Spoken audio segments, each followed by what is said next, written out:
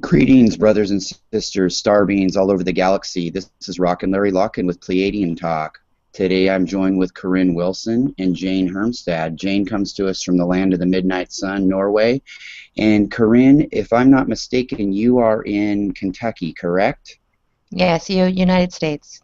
In the United States. Okay, great. And I'm glad to have you ladies with us. And I thought today we would just discuss some of the world issues that are, seem to be a hot topic this weekend. And I know, Korinne, you brought some of them to my attention earlier. And first of all, welcome to the show, both you two. And Korinne, I think we should just get into it. And I'd like for you to, tell the audience a little bit about what's going on, what you've heard about the Gaza Strip and things of that nature. And we can just go from there. Hello, community. We are all one. My name is Korinne Wilson, Korinne. Please find me on Facebook. You'll find on my page on Facebook line after line after line of new updated information of what is going on all the time. I pride myself as a conspiracy theorist, which is now turning into conspiracy realism. And you can find all the latest topics on my page every day because that's what I do. So we talked a little bit before this, and there were points brought up. First point, Fukushima. There was 6.8 off the coast of Fukushima yesterday for them. And the tsunami warning has not been issued, but I honestly feel like there's a lot being kept from us, and there's not a lot of news on it right now. But that is where Fukushima is, of course. And Phew. Go Godzilla, what are you going to say? Yeah. It's Fukushima. It's been terrible for 3 years. I had visions so powerful about that happening 3 days before it did. I actually got put in the psych ward over it. Wow. So this is the biggest tragedy of our times, my friends. So that happened today, and of course that's nothing. We can't do anything about that, so let's move on. Okay. We have the border crisis. Well, okay. So we have the Gaza Strip being blown to bits, and we have the Holy Land under threat from ISIS, who I believe is the United States. ISIS has stolen a bunch of plutonium, and our government, the United States, doesn't seem to think it's a big deal. This plutonium, we believe, is headed towards Mecca, the Holy Land, and towards everything biblical that we all in the United States were indoctrinated upon with the Revelations, the Armageddon, and the Epiphany. Right. So, and us as, let's say, New Agers, Starseeds, whatever, us as a tribe, we understand from our ancestors and from our knowledge that we came here with that we have incarnated in a time of change. And this is when Gaia's vibration raises and our vibration raises. So we understand with the end of the Kali Yuga that we are now in, the Kali Yuga, in the Hindu tradition. I think it's the oldest religion on the planet. So in the Hindu tradition, we are right on schedule with the end of the Dark Age and the beginning of the Age of Light, or the Renaissance, or the Golden Age. So here we have the Gaza Strip and basically Yeshua's legacy being threatened, holy everything being threatened because nothing is sacred. And then we can go to the United States right now and look at the Mexican border. The United States government, for I think about 3 weeks now in earnest, has been keeping the media away from the border and has been shipping in, well, I heard 5,000 a day, maybe more, of illegal immigrants. They're calling them immigrants now. They were illegal aliens, like what, last month? Now they are termed illegal immigrants. Immigrants comes with the term of seeking refuge from war. And these people are not necessarily seeking refuge. They are being bussed in. They are being given promises. And, of course, they come from a very, very difficult place of gangs and violence. It's not that, I mean, come on, look around the world. There's so many people suffering. America is suffering really badly. Look at Detroit. It's a human rights issue. They're not getting water in Detroit. So this is obviously what Alex Jones calls the police state. I mean, it's obviously all coming about. Now, there is a term that I don't know if it was the Huffington Post, but it was one of those bigger magazines that actually used this term when they were talking about the border crisis of bringing in all the illegals. So they called the term cloward pivin. And it is, I'm just on Wikipedia, cloward, C-L-O-W-A-R-D, okay, pivin, P-I-V-N, and cloward looks like coward, by the way. The cloward pivin strategy, I quote, is a political strategy outlined in 1966 by American sociologists and political activists Richard Clowen and Francis Fox Piven that called for overloading our U.S. public welfare system in order to precipitate a crisis that would lead to a replacement of the welfare system with a national system of a guaranteed annual income and thus end to poverty, which is the beginning of complete control. This is the New World Order agenda, folks. It's a brave new world, Captain. Yeah, we were warned about this too. It's really Not surreal. only that, we weren't just warned. There's so many of us, the lady here could also recognize, there's so many of us that are dreaming about it, having visions about it. God is telling us about it. Yeah, exactly. I think we were talking in the pre-show too, and Jane's had some of these visions too. And Jane, I'd be curious to get your thoughts on what your take on all this is, coming from Norway, and what you have to say about what Korinne was talking about. Yeah, as Korinne, I don't really watch much TV, but I have the information of what's going on in the Gaza Strip, and I didn't know what's going on in the United States about the refugees. Clearly, there is a hidden agenda, and I don't like what I see. Then again, it's cards on the table, and what is coming up is really, it's bringing everyone forward to have a take on what is going to happen when you meet the disaster, where you are right at this moment. Are you going to be a helping hand? Are you going to help people out? If there is a crisis, where are you at? Really need to ground, because things are happening, and we were told about this. We should be prepared for this to happen. Yeah, Jane, I know that we've had several talks about this, and you've mentioned this quite often to me, that you've had visions of this too, and you knew that something like this was coming. It was just a matter of time. And it's like, these are things we need to think about. What are we going to do when, like, I'm in a remote area on the coast, and truck drivers already don't like to bring supplies over here because the gasoline prices are too high. And these are things that we don't think about and we take for granted, especially in the Western world. What are we going to do when there's no more food deliveries to the supermarket? There's no more gasoline being trucked in. These are just things that we're going to have to think about. And on top of that, the chaos of what's going on in the world. And this is very real. And I know that we're not trying to paint a doom and gloom picture, but we're getting to the point where it seems like it's all coming to a head. And I know that you both probably would agree that you felt it building for a while, and it's going to happen. Whatever it is going to happen. Fear. We're talking about the information that people is getting now.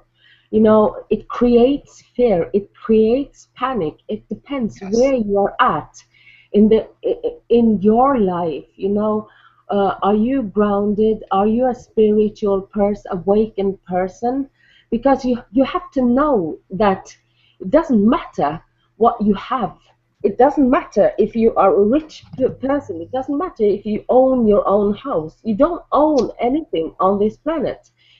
The Gaia owns us. We are her children. We are like the cells in her body, supposedly to work together as a whole, in harmony with Gaia. And we need to know that you're not, if you're dying tomorrow, you're not going to take anything with you. You're going to go as naked as you came here. And so it's all about your awareness. It's all about, if you panic, it's are you ready to help out, even if you don't have so much to help with shelter, with food, whatever you can help out with, and keep the peace and harmony. Are you really ready to open your arms and stretch out to the people in panic and in need, where you're at this moment? Yeah, and it's about community staying connected. I mean, and getting the right information. I mean, as it stands now, you know, I encourage people from time to time, because I don't watch the news, the lamestream media, as Korinne called it in the pre-show. That's beautiful. I like it, the lamestream media. But I would encourage people to get all kinds of alternative resources from the internet and cross-reference them. Don't just rely on one, but listen to people here and there that have something to say that are in these places, and cross-reference that, you know, with each other, and then discern for yourself. I know that Korinne was also mentioning, you know, a person on YouTube that's really good at that, and and I'd love for her to give a shout out to that person too. But it's just a matter of that, and staying connected with community, I think, and and keeping our wits about us, and keeping as cool ahead as we possibly can. Yeah, that gentleman's name, his handle that he goes by is Dabu77, which is DAHB as in boy, OO77, Dabu77. Yeah, and much love to people like him and others out there that are getting the information out there, that don't have an agenda. They're just trying to spread the word for humanity. There's no political stake for them. There's no financial stake. And, those are really, truly angels as far as I'm concerned, as far as this kind of a situation goes. The information really needs to be spread. They're the watchers, and Dabu's sign-off is always eyes open, folks. Beautiful.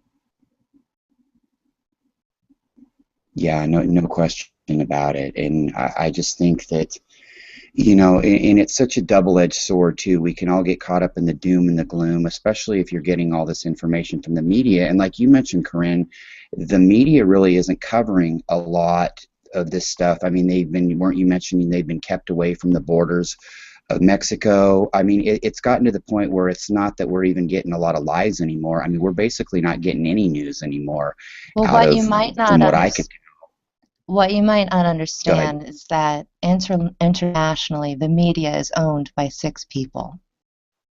Right. Right. So no matter where you're at, you're just being, yeah. I've seen plenty of videos on YouTube that show city after city after city's evening news, and it was all the same script. Yeah.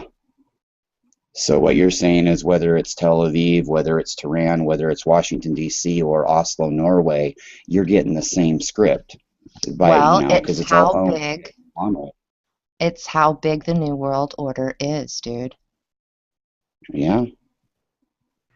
So what you're saying, Korinne, is we were talking about this before we went on air here, and I'm thinking about how you're grounded and how you buy into this stuff and into this fear, letting them feed off your fear, and using too much energy in that direction, and resonate with it. I think that everyone, we are in this special place, on this special time, and we all have the ability to seek inside of yourself for the answers. It is deep within you. Many people are old souls coming here, and they have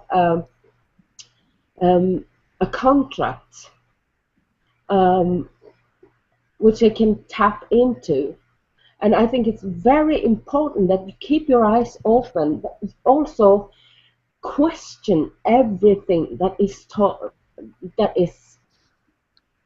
you are exposed to, and go with your feelings, with your heart. If there is anything that doesn't resonate with you, be aware and also be sure that these feelings are right.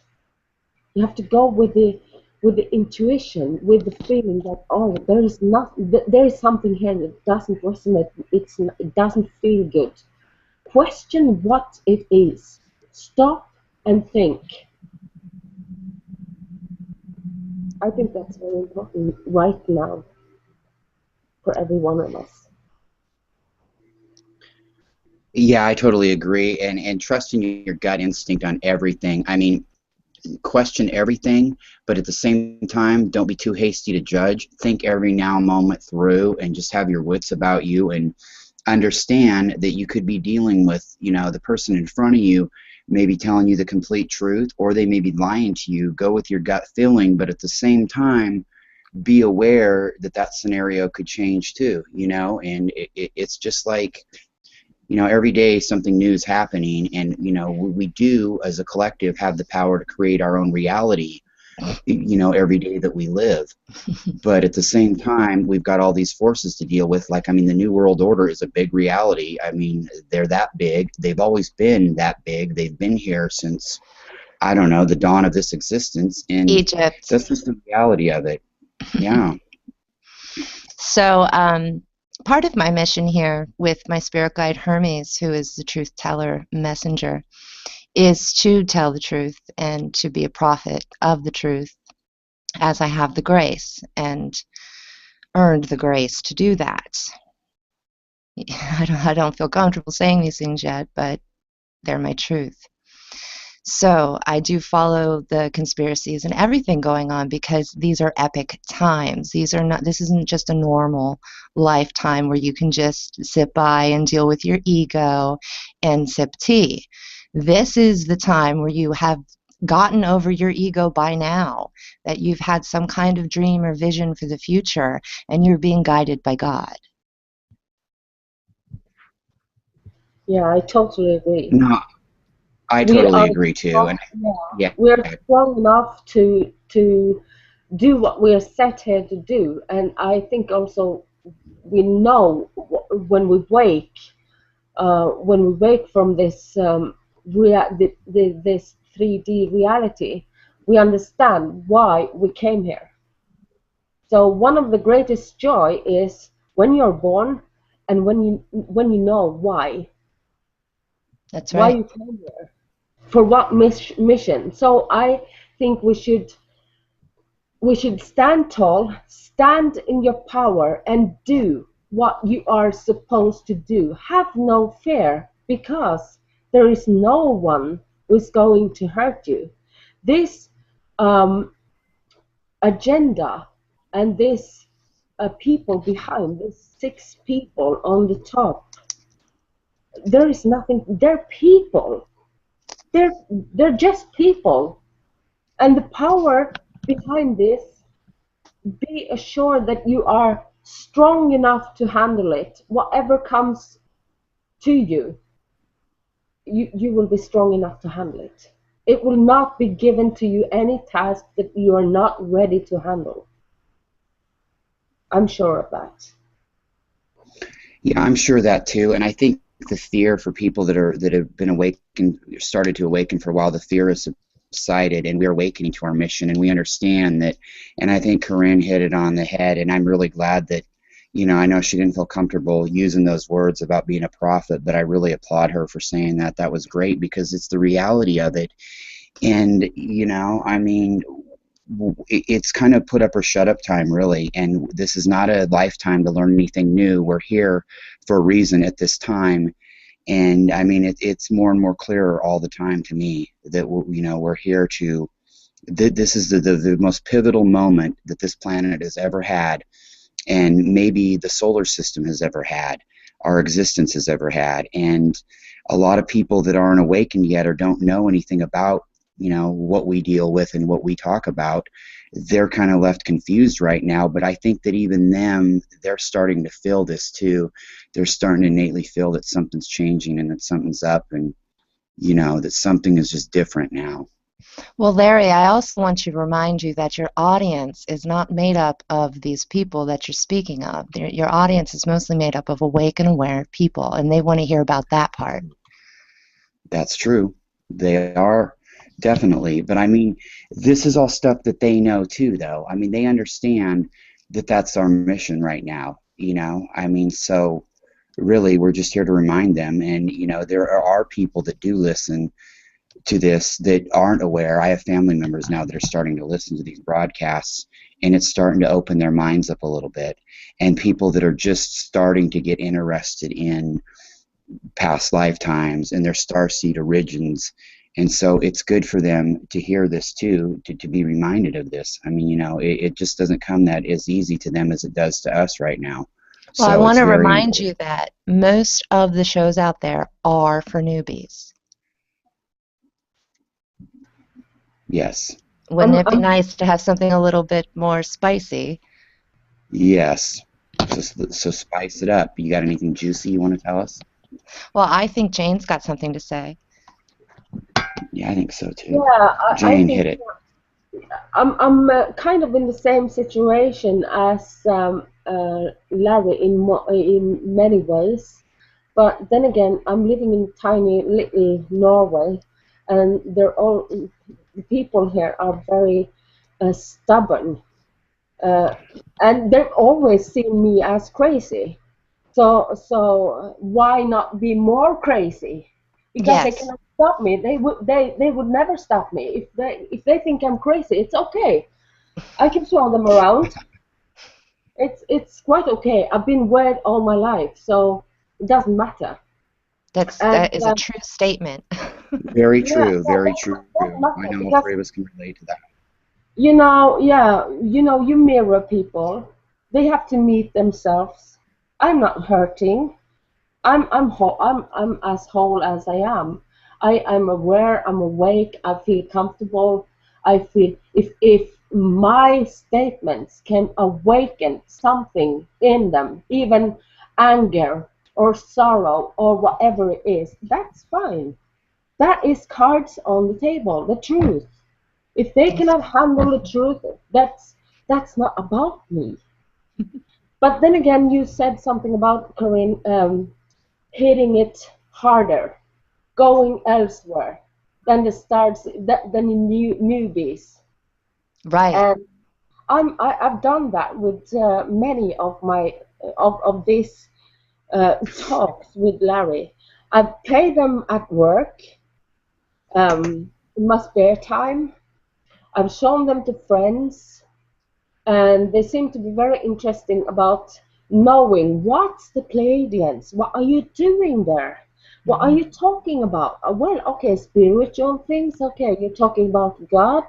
I said, yeah, that too, and political stuff, and so many topics about sexuality, about life, about family, about jobs and difficulties and sickness and economic situations, and it's all over the world. And I think people close to you where you're at need to know this.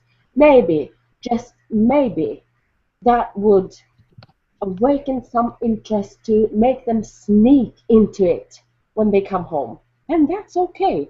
That's really fine with me. I told them where to find it and just type the name Larry, Locken, and Jane, and whatever you want. That's coming up. Everything is coming up anyway, so they can choose topics. So that's fine. I think we're reaching someone that we don't even know who we are reaching. And I think the talk and the conscious mind and the thoughts will ripple as long as it's well meant, coming from your heart and from your feelings. It is all in divine order. It will all happen. Rest assured that it will happen, everything at the right time, always. Spoken like a true prophet, yeah. We just need to reach out to people and stay confident, because you're not the one who would necessarily, maybe a little drop now and then you will find that people come to you, oh, I listened to your show, it sounds really great, but don't expect anything. It's the world we're talking about, the 3D world. Don't expect, with no expectations. You go out, you say the words, as long as this is the truth and you want to hand it out with love. I think you can reach many people, and it's common. It's quite common. What's interesting to people is the negativity. You're vibrating at one level, they're vibrating at another level. If they want to have a fight about it, if they want to have a discussion about it, that's fine, because then it's coming up. And that's great. It's cards on the table, so it's great. That makes you know that also they have been into the show, listening to what you have to say. So that's great, that's fine. I'm good with it. Yeah, no, I agree. I'll be right back. I have to get coffee. I'll be right back. Okay, well, you know, yeah, cool. I actually could use some coffee too. But, you know, Jane, like you were talking about, one of the problems I had that when I first started awakening was I expected everybody around me to be able to see that stuff too. And I expected them to just know. And I was so excited and so overzealous. And my ego got me into that point where I would just badger people with it and badger them. And don't you see this? Don't you know this? Don't you feel this? Don't you?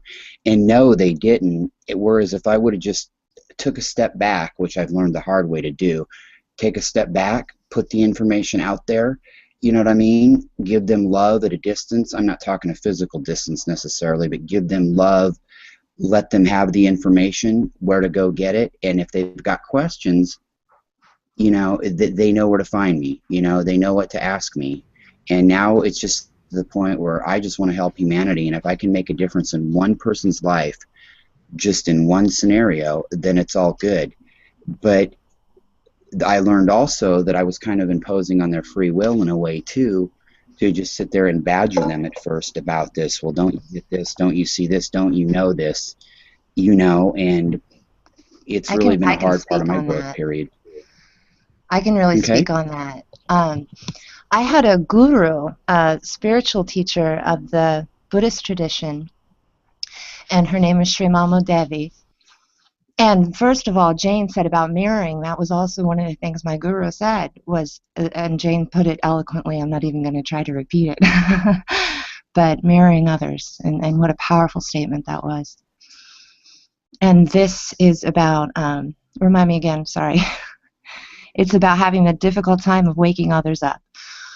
Yes, and going about it in an overzealous way, you know. Yeah. Well, when you first become a Reiki master, it's well known, or a Reiki practitioner, it's well known that you go to all your friends and all your family and tell them it's the best thing that ever happened to you and they need to do it. Yes, thank you, yes, exactly. Right, so it's the overzealousy of, hey, I found a piece of God, would you like some? Right. And that's joyful and that's beautiful. It's when you get to the point where you want to control others, and that's when it's difficult. And my guru said, if you blow people's mind, you could cause spontaneous combustion. I love it. Wasn't that hilarious? Yeah, hilarious, and much spiritual wisdom there. It's true though too. I mean, it's so true. And then maybe they'll just get completely hung up on you or be completely turned off of you, but either way they're not getting the message, period. And so yeah, I mean, and you know, the downfall of that is that you've messed with their free will, you've hurt your own growth, and You know, I wish I could relive that first little bit of, you know, when I started to feel all these things and not be so overzealous and calm down a little bit and not, like you said, expect everybody to be so into it like I was. And God, can't you see this? Don't you know this? I mean, it's there. Don't you feel it? Everybody does that. Every one of us. We're all guilty of it. Even you, come on. No. Especially me. I was like, oh my God, I woke up. Hey, why is everyone sleeping? Yeah. Then Yeah, and their reaction to you was what? yeah. What? I was just saying to Korinne, and their reaction to you was what? Well, I've been When you a weirdo, like our friend Jane says. I've been a weirdo since at least 1992 when I became a professional psychic. And when that's your job, then everybody's like, okay, professional weirdo. Yeah. You know, Yeah. we have a psychic in Norway. She's quite popular, and do you know what she said? I don't want to be offended of this, but she said there is a fine line of being a psychic and being a schizophrenic. Yes. And actually, that's a huge subject that you just opened up there, girlfriend. Schizophrenia, because it has a lot to do with being psychic. Yeah, and you know, it's very strange because in the work I'm doing, we have patients that is schizophrenic, and we had a break together with my coworkers, and then one girl she said, "What if she's right? What if it's us that is wrong?" And she had a very good point, made me laugh Yeah. because you see it in their eyes that they're on to something. They're in another world that is not resonating with the people around them. And God knows what they're touching. Yes, in fact, in South Africa, I just got a meme, which is an informational picture, a meme that we all share on Facebook. It said, scientists in South Africa are discovering that schizophrenia and other type of mental disorders such as that are spirit attacks. Yeah, exactly. So it's a very interesting world we're living in. Oh, In I would say so. And for those souls who have this condition of schizophrenic, what they call it in 3D world, illness hmm or issues, Yes. you must then think about what kind of mission they're onto. Agreed. They are, wow. You're sitting there in a state of mind that we have we have we don't have the ability to understand what that is. I do believe that shamans have the ability to understand it. In fact, there is a great article called What a Shaman Sees in a Mental Disorder, What a Shaman Sees in a Mental Ward. And it was a real shaman that became a doctor as well. And he said all of these people are being possessed and attacked. Yeah, it's a very special situation, and it's a very great gift to be in the position as I am observing these kind of people and having close contact speaking with these people. Well, Uh, I myself was diagnosed as bipolar, and one did say schizophrenic because I hear voices. Hello, I'm a psychic. But also, I was being attacked very much so, not by my own ancestors, which is the normalcy of it, but by very dark beings that I didn't even believe in. But do you guys think that the difference is, though, is the consciousness level? I mean, versus like Korinne, your abilities, and Jane, like your abilities, and somebody that may be elderly that's never thought about anything like this and they're being preyed upon. Do you think people like that are more susceptible to possessions like that and them sticking around? The immune And, you know, system, when the immune system is compromised, you're susceptible no matter what. Right, exactly. I was just wondering if it really affects people, though, too, that have never thought about this kind of thing. And I mean, it sure couldn't help that they have no idea about the psychic realm or the spiritual realm, and they're having these things go on. I mean, it must make it all that much more confusing, I would I think, don't, anyway. I've never met anyone who hasn't thought about God. Right. So No, they've thought definitely. about It's it. true. Nobody's in the dark Yeah, here. they Everybody is loved by God. Nobody is being left out. Yeah, that's true. But I don't think that darkness is any. That's not negative. It depends in what angle you see it from. Yeah, I I guess can speak the about better that way to as say well. it. So when Yeah, we talk about the negative, we say darkness, whatever. I don't like saying demonic. I'm not Christian personally. I don't really believe in these things because where I come from, these things do not exist. But I'm here and I'm now, and these things exist here and now. So when I speak about the darkness, I don't speak about the true beauty of darkness. So we see the Tao, the yin, and the yang. The yin is feminine. And as we've seen through our patriarchal history, the feminine has been raped, tangled out of us, smothered. She's been, she is what happened to Gaia. Gaia is the feminine, the mother nature, and the overlord of patriarchy, which is the sick part of mankind, the sick part of our minds as a hmm species, takes over this planet and says, I own this bitch. You know what I'm saying? It's Yeah. Very Mars energy. So when I'm Gothic, I wear black all the time. I'm very dark in that sense because I honor my mother, the yin. I honor the female within. But I'm also hermaphrodite in the sense that I am all one.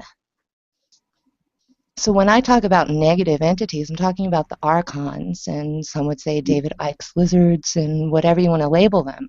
They're the Right. baddies, and we're the goodies.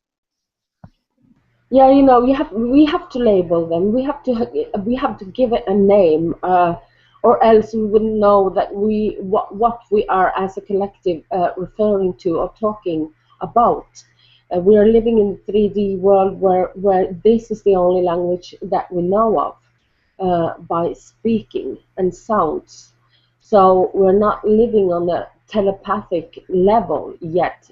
Still, there is so much synchronicity that will tap into the system of uh, telepathic abilities in the end. But still, we need to know this and use these words and label things. And to me, darkness is a place.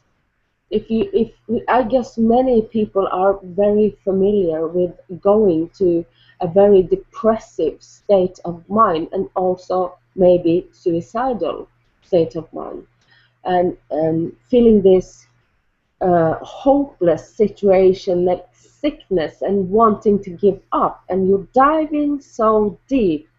When you hit something, you hit a light, and you all of a sudden see what this is all about. If you didn't already make a decision to, so many people are on the edge several times to just end their life. They cannot take it anymore. It's going to be too much, and they decide this is going to happen. I'm going to end it all.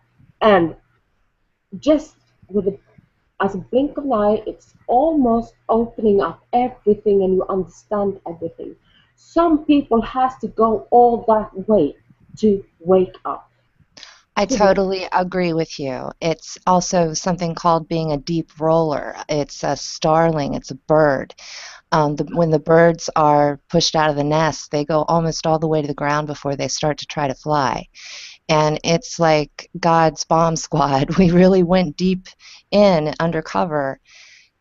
There are some very special people out there like me that are, secret agents of God, so to speak, who went under the darkness. I had sleep paralysis for 19 years. I've been constantly attacked by shadow beings, but I've always been loved by God, and Archangel Michael has been my protector. That is very wonderful. It makes me almost stunned to core. While I'm sitting watching out of my window, a very silent sky. It's in the night time. There is no traffic. I can see the birds. And I'm thinking, if this is freedom, and if you have to hit so low, if you can call it low and darkness, and that is the awakening for you, it's a blessing. That was the thing that you needed to get to that point. That Yeah. is the most beautiful thing and the most beautiful place you can dive into. Yeah, to be going into the darkness as far as you possibly can, and then you slingshot straight into the light. At age 30, my Kundalini rose. Jesus said, hello, you are the Illuminati, you are the White Brotherhood. All of these initiations came upon me, and I was freaked out and wilded out, really, for quite a while. It took me about 10 years, I'm now 40, to come to terms with all of it.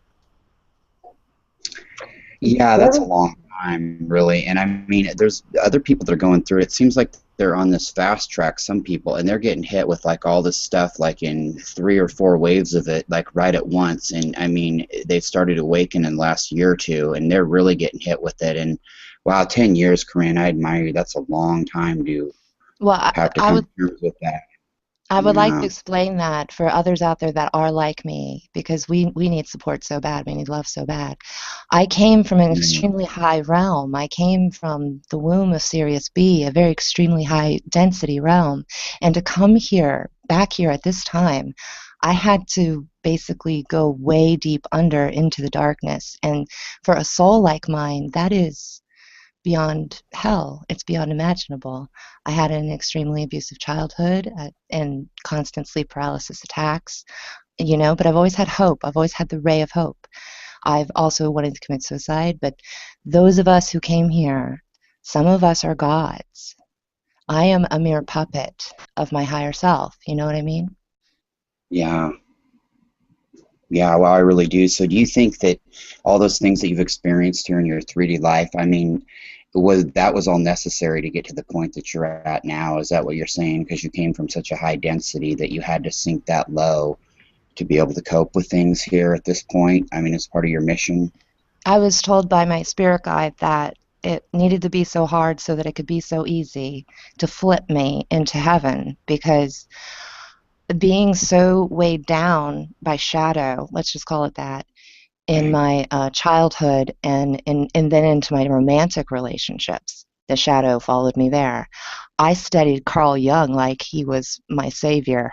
And I went into my psyche and I figured it all out. I figured out who my animus was. I figured out things beyond Carl Jung, and I put them in a series on YouTube as my videos. They're out there. The roadmap is there to cosmic consciousness. I am, in that sense, a child of Thoth who wrote everything down. I kept everything in a journal since I was 14. Wow, I admire you for that. I wish I would have done that. I mean, shoulda, coulda, woulda, but amazing. I think that's just amazing that you've done that. I I just mean, I would. chalk it up to being born the year of Wonder Woman, 1974. Yeah. Oh, Billy Meyer, 75 here, Pleiadian contactee. Yeah, I mean, isn't it funny though? We have all these vibrations with the year we're born. I mean, there was a reason for that too. Everything has a reason. It didn't happen by coincidence. I'm sure 1964 when Jane was born. And by the way, Jane, you don't look a day past being born before 1984. I'm just saying that on a side note. I would But agree on a side note. yeah, totally, totally. And so there's a reason for that, and and I think we've talked about that before, the things that we vibrate with from the year we're born, and it all plays a role in this. yeah, I think you're right, Larry. And I'm thinking about, I still cannot let go of what Corinne said about her life and her awakening and how she went about with everything, because I'm hearing this in my ears, like that was the only way to reach you. We had to hit you this hard to wake you. There is no other way. There couldn't be any other way to wake you up. That's right. Yeah, I was sitting there thinking about it too, and I was thinking for a second like how lucky I think I am because I didn't have to go through all that. But at the same time, I mean, this was actually probably all predetermined of what we were going to deal with when we were here, where we were going to live, what geographic location, the things that we were going to endure during childhood to get us to where we each individually needed to be as part of this collective. So yeah, it goes without saying, Korinne. I mean, that's just amazing getting through a life like that. And you know, I guess it is what it was, but yeah, my heart definitely is with you on that. It's amazing. Well, I did see a piece of that in the movie V for Vendetta, where the main character is taken hostage by whom we find out her friend. Can I ask you a question, Colin? Yes. Were you a rebellion when you were younger? Always. I was always rebellious, but it really wasn't rebelliousness. It was being genuine. Mm-hmm. So I was Exactly. genuine, but I was very polite. I never wanted to trample on any traditions or anything. I was a very good girl in that sense. And I was a very behaved child because I was, of course, controlled by physical abuse. Well, aside from the physical abuse part, Jane, you know, you and I have talked before too, and that sounds like, you know, describing kind of how we were. We were rebellious, but at the same time we were polite. We didn't want to trample on anybody's toes, but at the same time we knew the truth. And, you know, that seems to be a common theme among starseeds, light workers, prophets, whatever of the true light. That seems to be a common theme of growing up that way. I mean, it wasn't like you were out to do anything to hurt anybody, to cause any problems. In fact, quite the contrary. But at the same time, that was seen as rebelliousness because you just wanted to do what was right for people, what was right for humanity, whatever, and not go along just to go along, you know. I have a lot of memories as a little girl going with my mother. She was a hairdresser, and so we always had girl sessions, you know, so I was always speaking with older women, and I think that really trained me for my job as a psychic. But we would always have conversations about their personal lives, and that's really where I started to learn about people and about, wow, this woman just said that she's completely happy and that everything is going wonderfully, but she is so sad. And I would bring that up. I would say, then why are you so sad? And Yeah. that would happen all the time, and I would get reprimanded all the time. Yeah, I can imagine. That sounds familiar, doesn't it, Jane? Yeah. Oh, yeah. Yes. Yes. I was the same type of guy. I was with the quote unquote wrong people doing things that were not allowed to do at my age. Running away from home, exploring other cities, and going about everywhere. And my parents didn't know, and they were worried sick, and I didn't understand because I wanted to be free enough to do so. And being worried sick makes people angry, you know. And so I got that hit back to me. But then again, I was always polite and always defending the weak people. So if the people I was with trying to hurt anyone, I was always the one stepping in and standing in my power and saying, this is not okay, and I would protect this weak one with all I've got, even if I didn't know the people trying to hurt others. I wouldn't be afraid to step up into the situation ever. So I was not afraid to be hurt or anything, to be broken or anything, and I was quite outspoken. I was quite loud, and Yeah. I think that saved me from a lot of mobs trying to get to me real hard with bad words and everything. I was the one defending also myself, always having the word in my power, and also the strength, physical strength to do so. So yeah, and then I was called a weirdo because of all Yeah. of this. Because they couldn't handle that kind of power. Okay. No, they can, and that plays on your mind when you're younger too. And then you start to manifest, and you wonder, "Am I really weird? Maybe I am strange." I mean, my experience being 4, 5, 6 years old, and all through my teenage years and pre-teenage years. I mean, I would hear issues on the news that my grandparents and people around me were so engulfed in, and they thought it was had to be this one way. And I'd have another viewpoint to present, speaking my truth, or what now I know was really the truth as far as 3D goes. And it's like, they didn't like hearing that. And maybe I pushed the issue a little bit too much, but I think that it's really humbling for an adult to be backed into a corner from somebody that young, when that person's got the truth on their side. And and it's just, and then then you realize you're supposed to act a certain way according to their programming. And and it's really a strange paradox. And I think we've all got similar experiences like that. I mean, Korinne, you were mentioning going to the hairdresser and talking to these older ladies, and and getting reprimanded for it and things like that. And it was just pure innocence from your part. You were just asking the question from your heart. And but the attitude probably was those are things you're not supposed to talk about. And that's kind of the vibes and the impression I got from older people too when I was younger, and questioning things I seen on the news, or I just innately knew something wasn't right, and I had no problem saying it, and sometimes too much. Yeah, by age 14, I had started wearing all black all the time.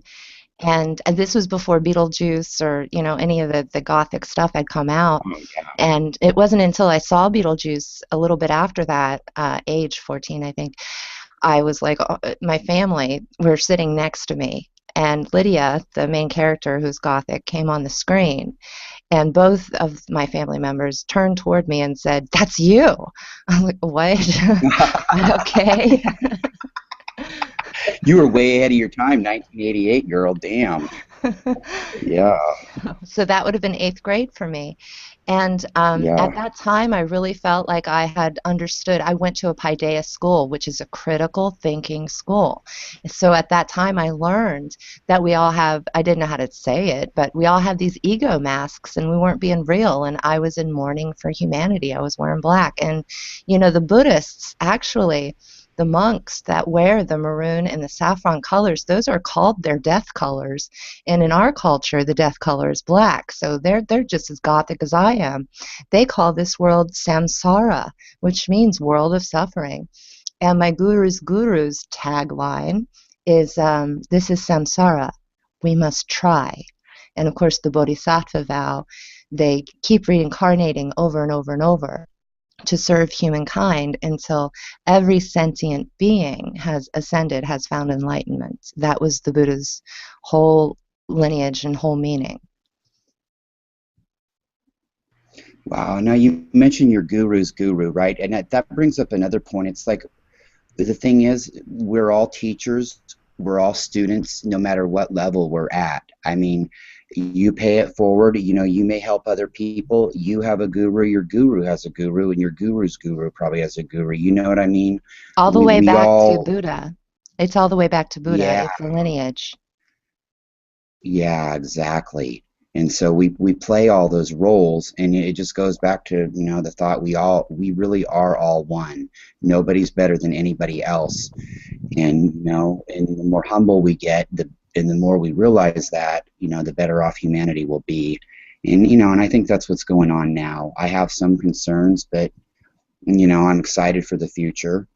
I'm excited just for the fact that it's never going to be like it was before. I mean, time is speeding up so quickly. And, I guess here we go, guys, and that's just kind of, that's kind of the existence we're living in right now. Well, for the first time, we're looking at the possibility of the Bodhisattva vow being completed, which means all souls and beings on earth free from the world of suffering.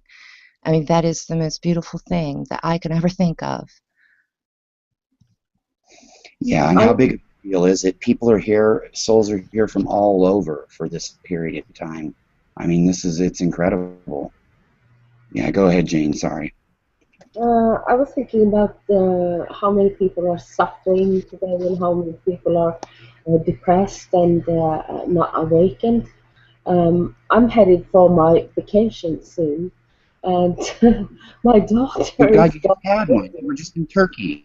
You're going to have Oh, another one? no, we changed all that, and my daughter said, "No, Mom, can we go next year instead?" And I will go with my friends because I cannot really stand all that heat. I know that 45 degrees that doesn't say anything, doesn't tell you anything, but that is Celsius degrees I'm about now, and that's very hot for me. I cannot stand that. So we decided to go to London. And me coming from a small, very small village with 7,000 people, I think my daughter will have a very awkward time because I saw this, in Pleiadians, you see everything. People post everything. And I came over this post, I think that was in Google maybe. There was a guy standing on a marketplace or a surrounded area with many people, many uh, maybe supermarket or whatever it was, with a big sign in his hand saying "free hugs for everyone." And I can just imagine myself in that situation and how awkward that would be for my daughter, being with me in the middle of London doing exactly that. But that is You mean the how, one? yeah, that You mean the one holding the sign? that can ripple off so much joy if you do that. If you're having music on, dancing and standing with that sign, free hugs for everyone, and trying to make some beauty and some happiness to people in hurry or just sitting there wondering about their life exactly at the time. I wonder how that would be. I'm very curious. I would like to try that. To actually hold the sign, you mean, and do that? Yeah, yeah, yeah. I would like Yeah. You just know, to it see if sounds silly, but people I do it really do well. think it would make a difference. I mean, that energy, I mean, one person that you give a hug to, you have no idea what their day might have been like, what they're going through in their personal life. And even if they don't feel it at the moment, just the energy from that could set off one reaction that makes one little thing better, that makes another thing better in their life. And, I mean, it couldn't do anything but help, Jane, that's for sure. I mean, there'd be no harm in it, and it would be nothing, if anything, nothing but positive energy to spread out there. Close physical contact in a big city, I think that would be great. I think that would be a great feeling for those who I think many people dares to do that. And it's not. I don't try to test out people. I will be dressing normally, like a normal normal person, perhaps. Not anything fancy, not anything bad, but not anything filthy or anything like that. But I just want to get into the vibration of good sounds and happiness and see if it works. Well, How the many? label, I'm sorry, the label for this in our society over here in America is performance art. And I don't know if you saw the video about the so-called crazy guy that was talking about the universe and how awesome and everything is connected. And he was supposed to be this homeless guy. Well, he wasn't. He was a performance artist. And you remember that John and Yoko did their performance art, their honeymoon in bed for peace. Yes, I I never saw that. Oh yes, my! yes, they did. Is that on Very YouTube? true. Is I that didn't hear. something I can find on YouTube or? Yes, Yeah, please look John up. and Yoko's Hunt. Dude, Yes. Larry. It's the year of peace, John and Yoko. Okay, yeah, I will have a look at that. Yeah, it is just a thought, and I would like to try just to see. I'm not the kind of person who takes myself seriously, and if I don't get any hugs at all, it's because I'm feeling happy, and that is what I want to. to ripple to other people. And I know that that kind of energy will ripple anyway. It doesn't matter what other people think. Because what I feel and what I think about life, if that is my kind of happiness, and that is just by being, that was I was trying to say earlier when I saw the bird outside sitting on a branch, quite quiet and I'm sure happy, just being, just the fact that it is observed by someone thinking it is happy. That is enough for me. And the positive energy doing it in a big city, I think, would be great. I mean, there's so much stress going on anyway, just because of the amount of people and the chaos of what's going on, that it would be so effective actually to do that there. Whereas, you know, and I'm not saying it with any judgment or anything, but Jane, on the flip side, how do you think that would go over versus, you know, doing it, say, in your town of 7,000 people in northern Norway? As I said, I'm looked upon as a weirdo here in this city, but still, in this, not a city, it's a village. It's a very small village, but still, I think I am in this positive thought. I know that there would be lots of hugs for me if I did that, really, just for the fun of it, because people have that kind of that sense of humor, just for the sake of the humor. If someone was even also filming it, that would be great. Yeah, maybe You I could have have your a go. daughter film it. Yeah, have your daughter film it, seriously. Yes, I can try that. But she would Do one think, in London. oh, well, that's too awkward. Yeah, it would be awesome. I mean, the energy would be great, and just dressing casually like you normally do. People do have a great sense of humor, and I think it would go over well, whether you were in, you know, your village or whether you were in London. I mean, I really do. I think and really, does it really matter? Because, like you said, you're happy. It's making you feel good. You're sending out positive energy, but at the same time, my gut feeling is that it would have a great response too. You know, either city you were in. Yeah, that would be great.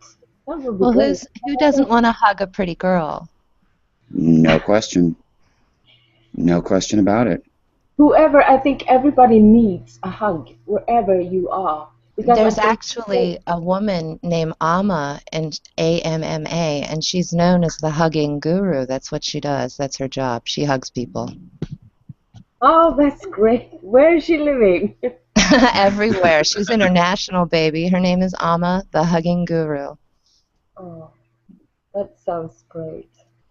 She That may sounds, come to a town near you. I mean, she goes to London. She's been around here. So, I mean, yeah, you can catch her. yeah. And does she just interact with the people of where she goes, Korinne? Just anybody, and just offers hugs? I mean, is that No, really? That's it's an event, and they have tickets, and you go and you see her, and she might not be your guru, but she's still your mama. And does she speak as well? I mean, does she also do, you know, she speaks to the crowd? Does Oh, she of do that course, too? yes. And many teachings, and I'm sure her website is probably amma.org or something. She's very famous. Okay, cool. Okay, it goes all over the world. And is she somebody that's been around a long time as far as doing this? Has she Where done is this she? quite a while? Yeah, she's been around for a while, not as long as Sai Baba or one of those people. But YouTube, you know, look her up, AMMA, Amma. That's good information. I just saw once a woman. She was from the United States, I think. She was the woman sitting in her window, waving at everybody, all the young people going to school, and she was in the window again, waving at them when they were going from school, and oh, that was just sweet. It was just wonderful. Yeah, and I actually saw a picture of an older Russian woman, I think last year during a protest. She had brought a mirror to that protest, and she put that mirror on those cops, and they left her alone. Really? Wow. Huh. They just left her alone. That's amazing. Well, yeah, if you're pointing a mirror at somebody, it's more powerful than a gun. Yeah. Yeah. Yeah, you got a point. I was thinking for a second, okay, well, what, why wasn't she, have her camera out taping the police? But that plays on their psyche because they're seeing what they're doing. I mean, they're seeing how ridiculous and hostile they look in the uniform they're in and the weapons they have on them. That's a good point. And she was an Wow. old woman. She had a headscarf on. You know, she was all wrinkly. She looked strong and stout, but she was an old, wise woman. Yeah. Perfect scenario. Yeah. And that's what we also, every time we're talking about mirroring other people, um, I think that's very powerful, even if it doesn't show right away. It could really awaken people to what they are all about and what they're doing, what they're thinking, and I think that's yeah, it's a powerful thing, really. Well, isn't the hardest thing for us to do is take a look in the mirror? I mean, that's the old cliche, but at the same time, if you want to know who your worst enemy is, take a look in the mirror. If you want to know who the ET is coming to save you, take a look in the mirror. I mean, direct somebody to the nearest mirror. I mean, we really are a reflection of anything negative and positive that's out there. Standing for a while in the mirror, looking into your own eyes, that's really something else. I wouldn't describe it, but I would recommend everyone to try. Just stand in the mirror for about 5 minutes, looking deep into your eyes. It's like Yeah. going into a very deep meditative state where you can see your soul. Yes, definitely. You want to get close up to that mirror too, as close as you possibly can, because you're looking into the eyes of God. Yes, exactly. And that's weird stuff. That is really, yeah, something else. It can be described. You have to experience it, really. Yeah, Yeah, but you it's really do. nice. It's nice to entice a bit and say you're going to have a really cool experience. Yeah, that's very nicely put. Yeah, yeah, Because But I've grew up around so much fear of my psychic abilities that I was like Carrie in the Stephen King movie, you know, I was freaking everyone out. So there's so many of us like out there that won't do these things because we feel like, oh no, we're going to freak ourselves out even. There's so much fear consciousness here in the United States. So I say, you know, if you think there's something talking to you, talk back. Find out if it's good or bad. Don't just say no, no, no, because you might be pushing away a savior. yeah, exactly. I think that's very right. And I also very often tell people to listen to the voice that is speaking to you. Uh, it's your soul speaking. You can trust it. It's nothing else there. Yeah, for And many of us that have been damaged, it'll take you time to trust even Yeshua himself. You know, it's a relationship, you build upon it, you put energy into it. It's more meaningful than any romantic relationship. being in touch with yourself and looking at yourself into your own eyes is that powerful, and getting so close to yourself, it's really opening things, opening um, a whole other perspective of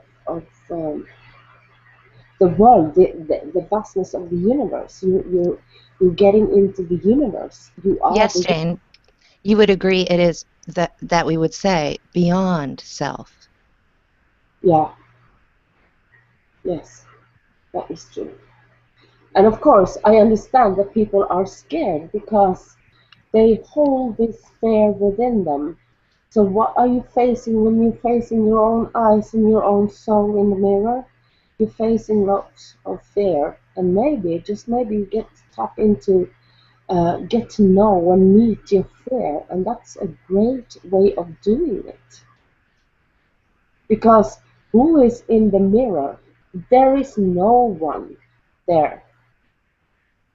It's nothing. It's a mirror. So what you're looking at it is yourself and your expression of the universe. And if that's what you're afraid of, you really need to question yourself. Yeah, and you need to, get a relationship, a love relationship with yourself, become your own best friend. That's like the first step ever. Work on becoming your own mother, your own father.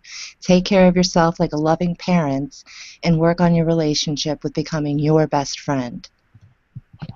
Exactly. Yeah.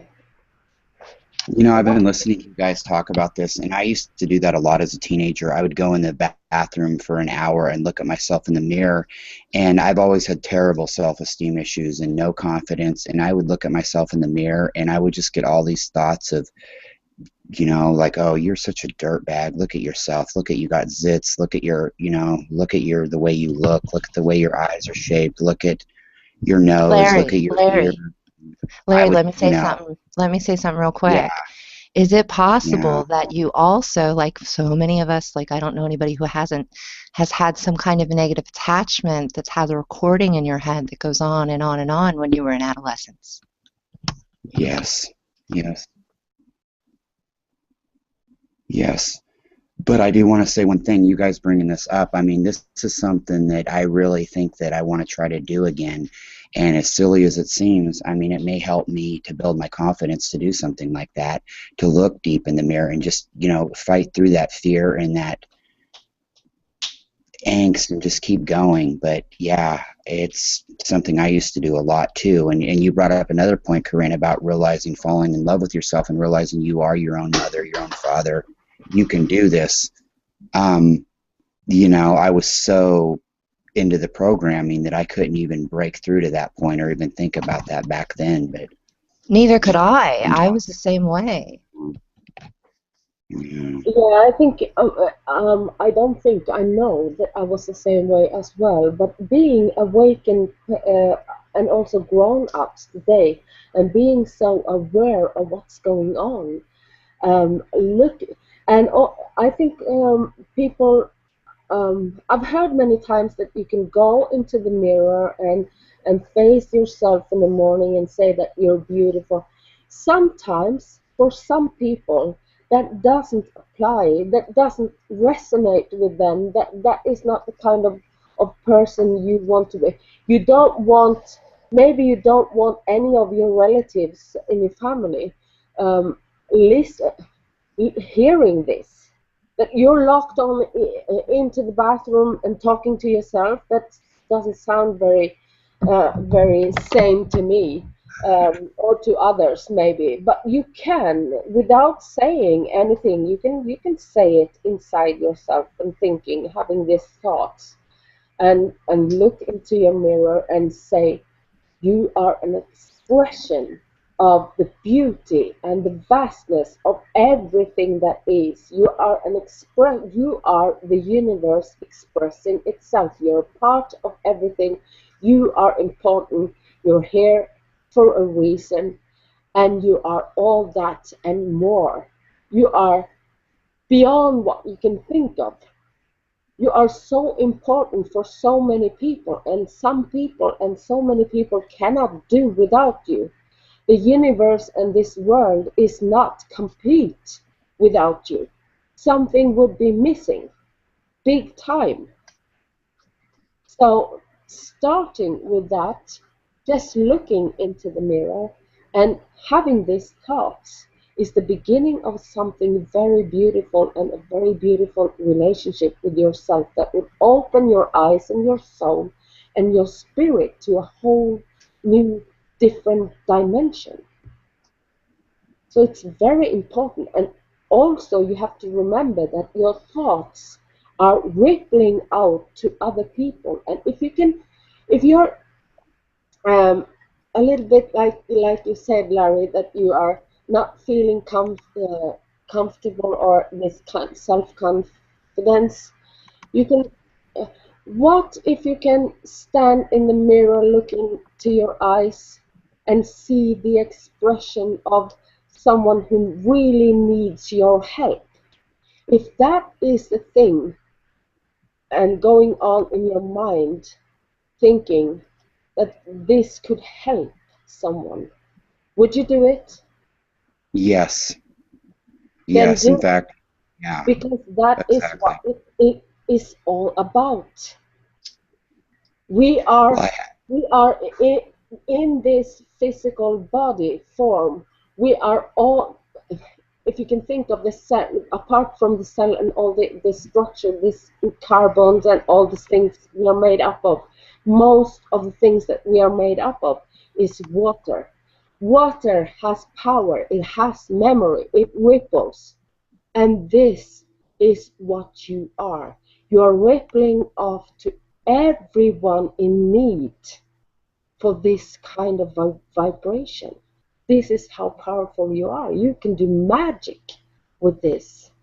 Even if you don't see it or even if you don't see it, just just think of it as, this is my knowledge. I trust this. Trust the universe. You are here. That's proof enough. That's proof enough. You are here, yeah. you're with us. Without you, we can do this show. And without you, nothing would be complete. Nothing would be this beauty that we are seeing around us, surrounding us. Thank you, So, Jane. You answered a question for me. That right there gets me over that initial uncomfortableness of doing that. Right there, what you just advised me to do, and put it like that to myself, instead of just getting, I felt kind of awkward looking at myself and going, you're a great person, you're nice, and I was going to ask if eventually that starts to build your confidence up a little bit and you start to believe it, but it sure makes it easier to think about doing it right away when I look at it from that perspective. So thank you very much for putting it that way. yeah, you just have to think quantum physics. That's Mm, all that is to it. It's the fact. That is what it is. It's all that is. It's everything is together. It's a unity. It's a whole. That is the oneness of everything. Secret of oneness. It's not about only the animals and only me and you and all the rest of the people around us. It's everything is that is living, and thinking that Gaia is living. Gaia is affecting us as a human being, as a female. It is affecting us. The moon that is upon us now is, and all the time, is affecting us with the menstrual cycles, the water, the sea, coming into shore and going out again. It's all affecting us in one or another sort of way. And as I told you today, I'm feeling like I'm all over the place. And I know my friend Brenda also feels that she's doing one thing in the house, and then she's going to write, and then she's going to do. And I said, fine, do it, because this is the beginning, as you told me, Larry, also before, in the earlier times, before, when we were younger, it was the 24 hours, and now we're back to the same. That was 24 hours back then, is now 18 hours. And thinking about that, you're all over the place now. That is a training. It's a training for time being shorter, and you can do several things at the same time, and you will be amazed of how many things you have done that day, just letting go and do what you feel like. If you want to let go of the housework, do it. If you want to type, write. If you want to visit friends, do so. Because you will find that in the end of the day, um, you will have reached to do so many things, and good things. And I'd like It's to add that Gandhi only slept 5 hours a night. Say again. Gandhi, only when he slept 5 hours a night. He was in that higher consciousness state where his vibration was raised, and he didn't have to eat as much food or sleep as much, and he was highly creative. He was plugged into the source. Yeah, exactly. And that's what I'm saying. We are about to do the same thing, you know. The time is, you know, time is getting more and more narrowed. It's going down. I'm counting down from 24 to 18 and then to 12. And as we all know, we're saying that the time is speeding up, but so are we. Well, like you said, Larry, you're all over the place and you feel restless and stressed. Just let go. It's okay. Just do whatever you want in the second, in the moment you feel so. Go with your feelings. Go with the flow.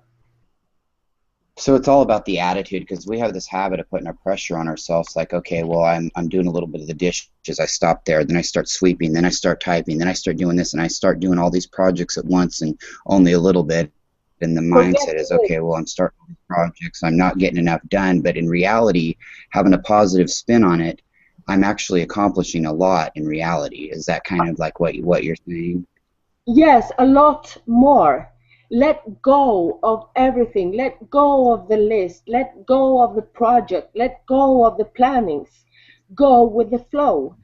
Yeah, there's an aspect of this of also letting go of ambition. And as you mentioned before, Jane, not expecting anything. You just do the work because that's who you are. Yeah, yes. And trust yourself as going with the oneness of everything that is.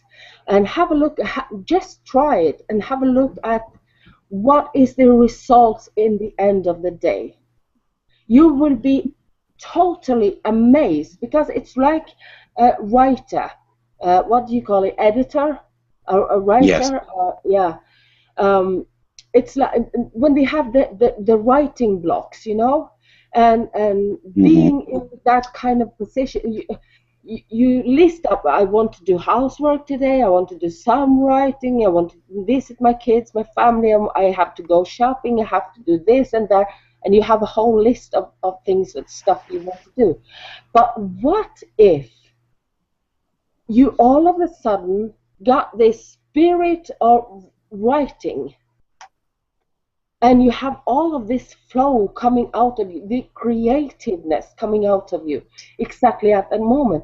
Would you feel that your day was sort of ruined? What if you can do all of that and all of a sudden 2 hours were passed and you feel that that was 5 minutes? Well, let me tell you something. In those 2 hours, you didn't age because you lost it. You lost 2 hours. That means you are 5 minutes what you thought it was. That's the whole thing. That's the secret behind it. Go with the flow.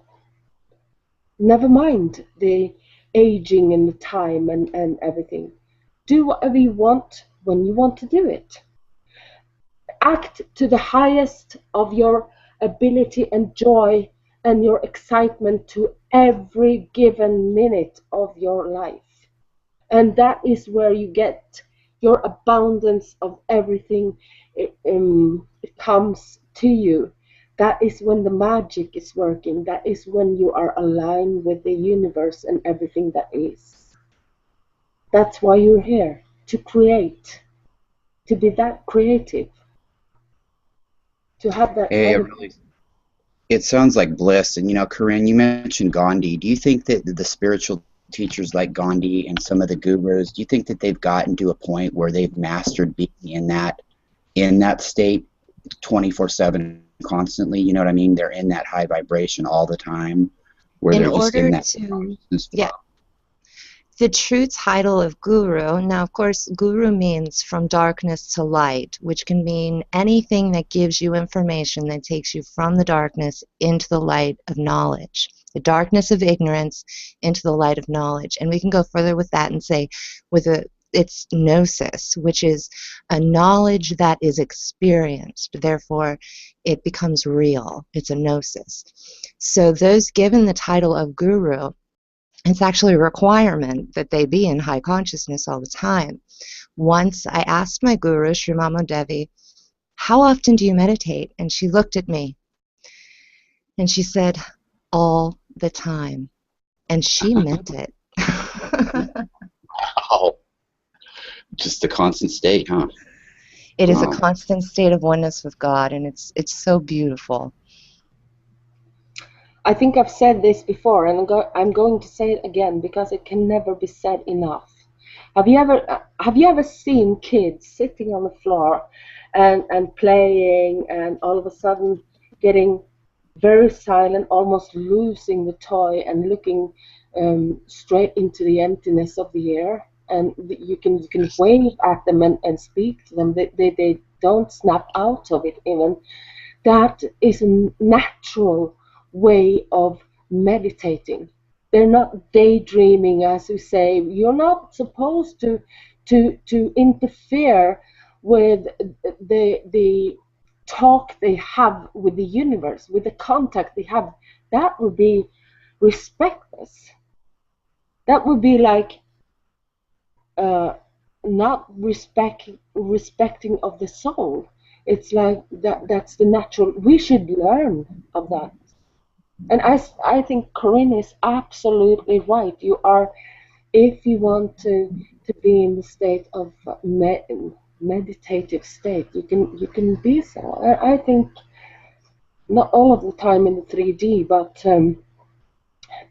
I think it's very important. I said to my co-workers also, when you sit down, close your eyes, concentrate on breathing, and do nothing else. Let no one disturb your peace. No one. Just be.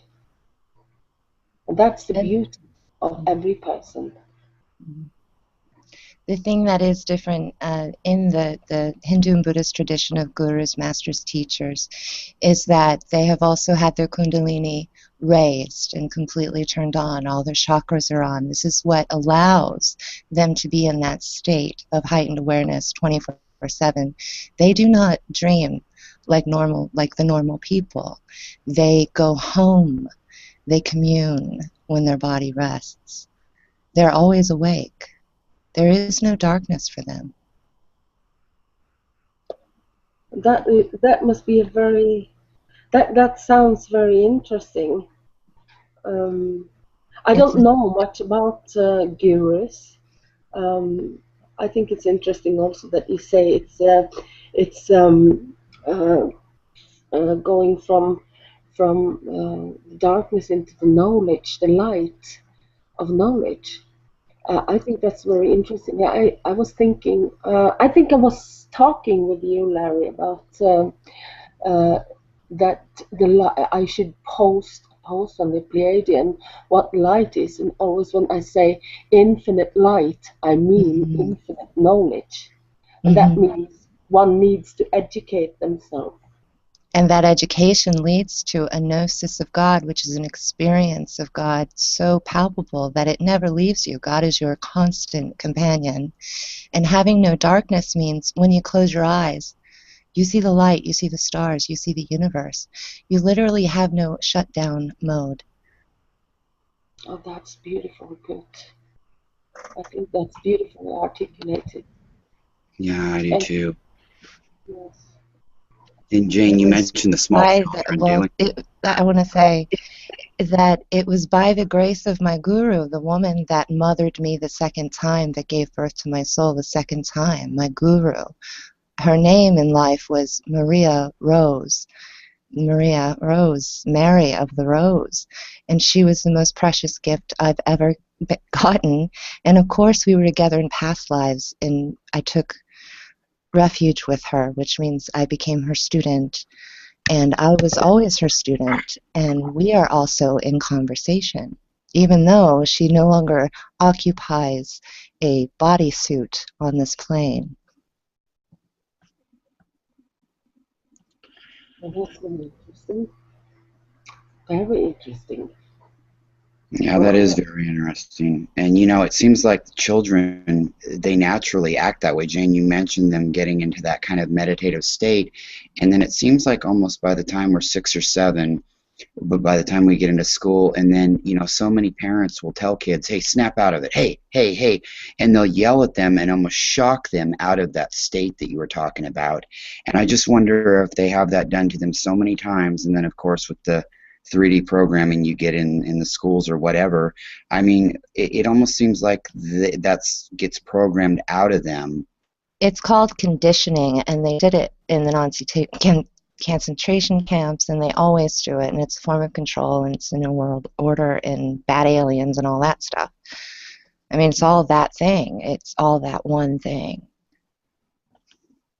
Yeah, do you remember I had a talk with you, Larry, and also Thomas Ray and Maru and Judith about this woman. I sent the link also about this woman. It's on YouTube. I don't remember the exact title of it, but it's she said she was invisible. I think it's called the Invisible Woman. Yes. I would urge everyone to see that, because that was both funny and heartbreaking and joyful, and it was so many things at the same time, and it was a story and a history behind it also. I think that was beautiful. Being invisible to your own family, that they're not hearing you, that they're not responding to what you're saying, so you think that you're invisible. Have you ever experienced that? Any of you? Yeah, we've talked about this too, Jane, like you on some of our shows. Exactly. Like I brought it up kind of even jokingly, and it's not a joking matter. Like, okay, have you ever been sitting there in a conversation where, okay, for some reason, what you just said is not getting heard by whether it's family members or whoever you're around, and then they just start talking, and then you wonder to yourself, am I not talking loud enough? Am I mumbling? No. And you feel like it's almost like you're in another dimension talking and they're not hearing you. It's really strange. I've Well, experienced that a it's lot. obvious that your vibration could be too high, the words that you're using have too much light in them. That's why they can't hear them. Have you experienced that, Korinne, before? Like, you was sitting around with people talking, it's like they don't even hear you. And it's not even that they're being rude, maybe they just don't even hear you. Well, like I just said, you're in a higher state of consciousness. Your words are holding more light. If they are in a lower state of consciousness than you, then they can't hear you. They could hear your words sometimes, but they can't get you. And there's an axiom in the Kabbalion, in alchemy, in Hermeticism, that is, the lips of wisdom are closed, except for to the ears of understanding. Wow, that's beautiful. Yeah. Amazing. Yeah, that's another take on it, Larry, isn't it? Yeah, I like it. Yeah, that sounds great. It's so wise and so, yeah, so simple, but yet so magnificent, incredible. I need to hear Wow. that part again. I'm going over Yeah, to hear those words again. I think it was beautiful. Yeah. that was great. Corinne, could you repeat that, please? Yeah. The lips of wisdom are closed, except for to the ears of understanding.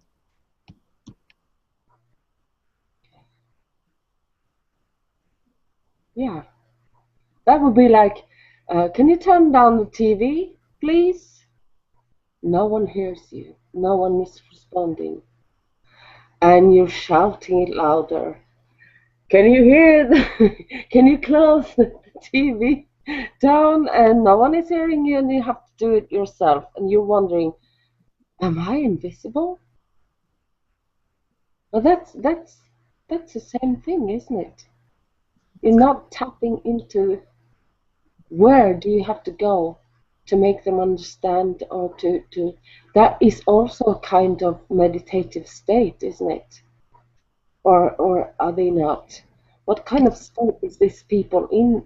Are they just There you go. You asked the right question. What spell are they under?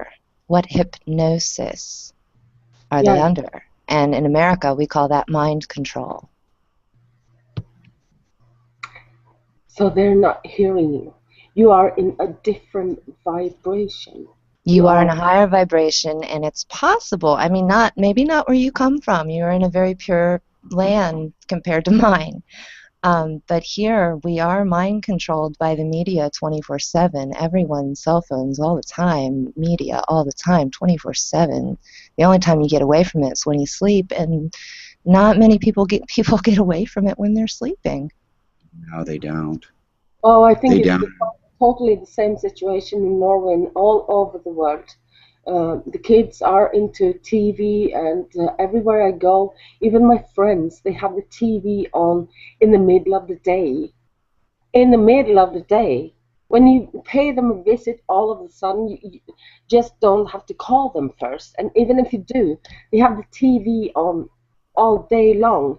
And my daughter had been gone for 3 weeks, and I didn't switch the TV on for 1 second in my house. I'm not looking forward to her coming home switching on the TV. Well, then you can work on helping her raise her state of consciousness. Yes, I tried. And I think that's what the hugging campaign might be all about. Yeah, exactly. Yeah. It's sure hard to put up with. Again, I'm aware of that. I say I tried. No, I didn't try. You're not still going to try. Trying is not doing. You can try and try all you want, but you're not doing it. That is my, yeah. Well, this is a practice, and that's what makes things beautiful, that we're learning. That's what makes it a process, is that we practice it. So you are practicing bringing presence to your daughter. Yeah. But then again, you know, your family, it's not an excuse, but your family is not me and Larry was talking about this. When you say to your kids something you think is amusing, it's not amusing to them. But if Larry came in talking with her, she thinks Larry is a fantastic, funny person. With humor, she's laughing in the background when we're talking. But then again, and Larry knows this, but then again, it's like that with your own kids. You know, all her friends likes me and they think I'm this fantastic person, but she doesn't think, oh, she's my mother. You know. Yeah. Scenario here. Yep. Yeah. It's very normal. I treated my mom the same way. Me too. Oh God, me too. Big time. And my mom was super cool. I would like to say that. My mom was awesome. She was very social, and everyone loved her. But I was like, no, she's wrong. And she was always right. Yeah. But I bet your friends loved her, didn't they? Everyone did. There was no question. My mom was a cool mom. Yeah, same scenario here, but at that age, I was like, oh God, oh God, oh God. And I mean, even my friends would jump my case and go, you know, your mom's cool. What the hell's wrong with you? Exactly. I mean, it would get to that. And yeah, you can relate. Yeah. Yeah, it's amazing. Yeah, I couldn't even talk with my mom. But everyone else, she was a super social person. Everybody liked her. She was a funny woman. She's always, she's like that still. And I didn't see it. I didn't see her as any role model. I was like rebelling to everything, and she was like, oh my God. She's like, oh, let's get out of here. And everyone wanted to talk with her, and yeah. I went through a beautiful journey with my mother. She actually took refuge with my guru as well. So we were like sisters in the Buddhist, in the Dharma. So what I did is that when I turned 22, I was learning psychology. I was trying to heal from my traumatic childhood. And I blamed her for a lot. And I yelled at her, and I told her I hated her, and I venom everywhere for about 3 years. And she took it with grace. She kept apologizing. She kept saying, I'm sorry. I really did the best I could. And after going through my own healing through self-help books and John Bradshaw, Healing the Shame That Binds You is one of his books, John Bradshaw. He's on YouTube. Healing these childhood issues, my mother was gracious enough to take my venom and to give me love back. And after a while, I realized that she had been hurt in her life, and that she wasn't perfect because of that. And what heroism, what amazing strength she had to get through what she got through in my childhood. And I came to love and respect her very much. Do you know, Wow. I have a daughter just like in the same relationship that you had with your mom. Say like I can identify with your mom and seeing you like just like my eldest daughter, and she was like yelling and blaming me for being a bad mom and all this stuff. And all of a sudden, I got this long letter from her, uh, like she had been an awakening moment, seeing all the things that I did for her to the best of my ability. And she was saying, I'm sorry, I didn't see it. And all of a sudden, I opened my eyes and I could see everything. And oh, that was really wow coming from her. And I was never expecting that. So that was a sort of awakening for me because it was going on for years and years. And she was she's 31 years old now. And that could have been 3 years ago, 4 years ago. And all of a sudden, all this came in a letter, appreciating. And that was very strong. It was very strong emotional moment, being recognized for what you've done and not done, and working with myself for the things that she have always been blaming me for not doing, and coming to the recognition that she was not right about it. That was like turning my head around. So, yeah. That is love in action, isn't it? That's the power of love. Look at all the negative stuff that love wiped out. Corinne's right. I mean, imagine a scenario where you were getting a letter like that even a couple times a year. I mean, the positivity that could do. It's just, I'm sitting here just thinking about how mind-blowing it is, and it's just amazing. I mean, just being told that heartfelt once, but say it even happened once a year, getting a letter like that, it would, you're right, the power of love can conquer all, and quickly too. I really want to thank Jane for mirroring that to me, because I bet that was my mother's past, and I bet that was my mom's story that you just told me, that appreciation of the mother, and I really appreciate that. Yeah, yeah, that's a good thing. I didn't see it that way. And that's really, yeah, it was really heartfelt, touched me deeply inside, and I had to twist my head around to the feeling that I did what I did was right. She admits that she was wrong, but then again, I understood when she was saying all of these things to me during all this time, all these years, and taking it to me and working really hard with what did I do and why, and could I have done it differently and everything like that. I was just working on this really very hard, and then all of a sudden, we that changed the whole relationship between me and her totally, in a very strange way. I got in touch with her, like you said, Corinne, like being friends. Like there was a meaning, the real deep meaning. Um, it's something you need to learn in life, and that's the way to reach you and to make you see things differently from many different perspectives in both situation when she was like blaming me all the time, and then again seeing different sides of when she wrote that letter. It was really very touching, very, it hit me deeply. And She it's recognized your hard work as a soul. I mean, she looked beyond the ego. She looked beyond the role of mother, and she looked at you like a real being that was here on a mission and that gave her life. I mean, that's really amazing.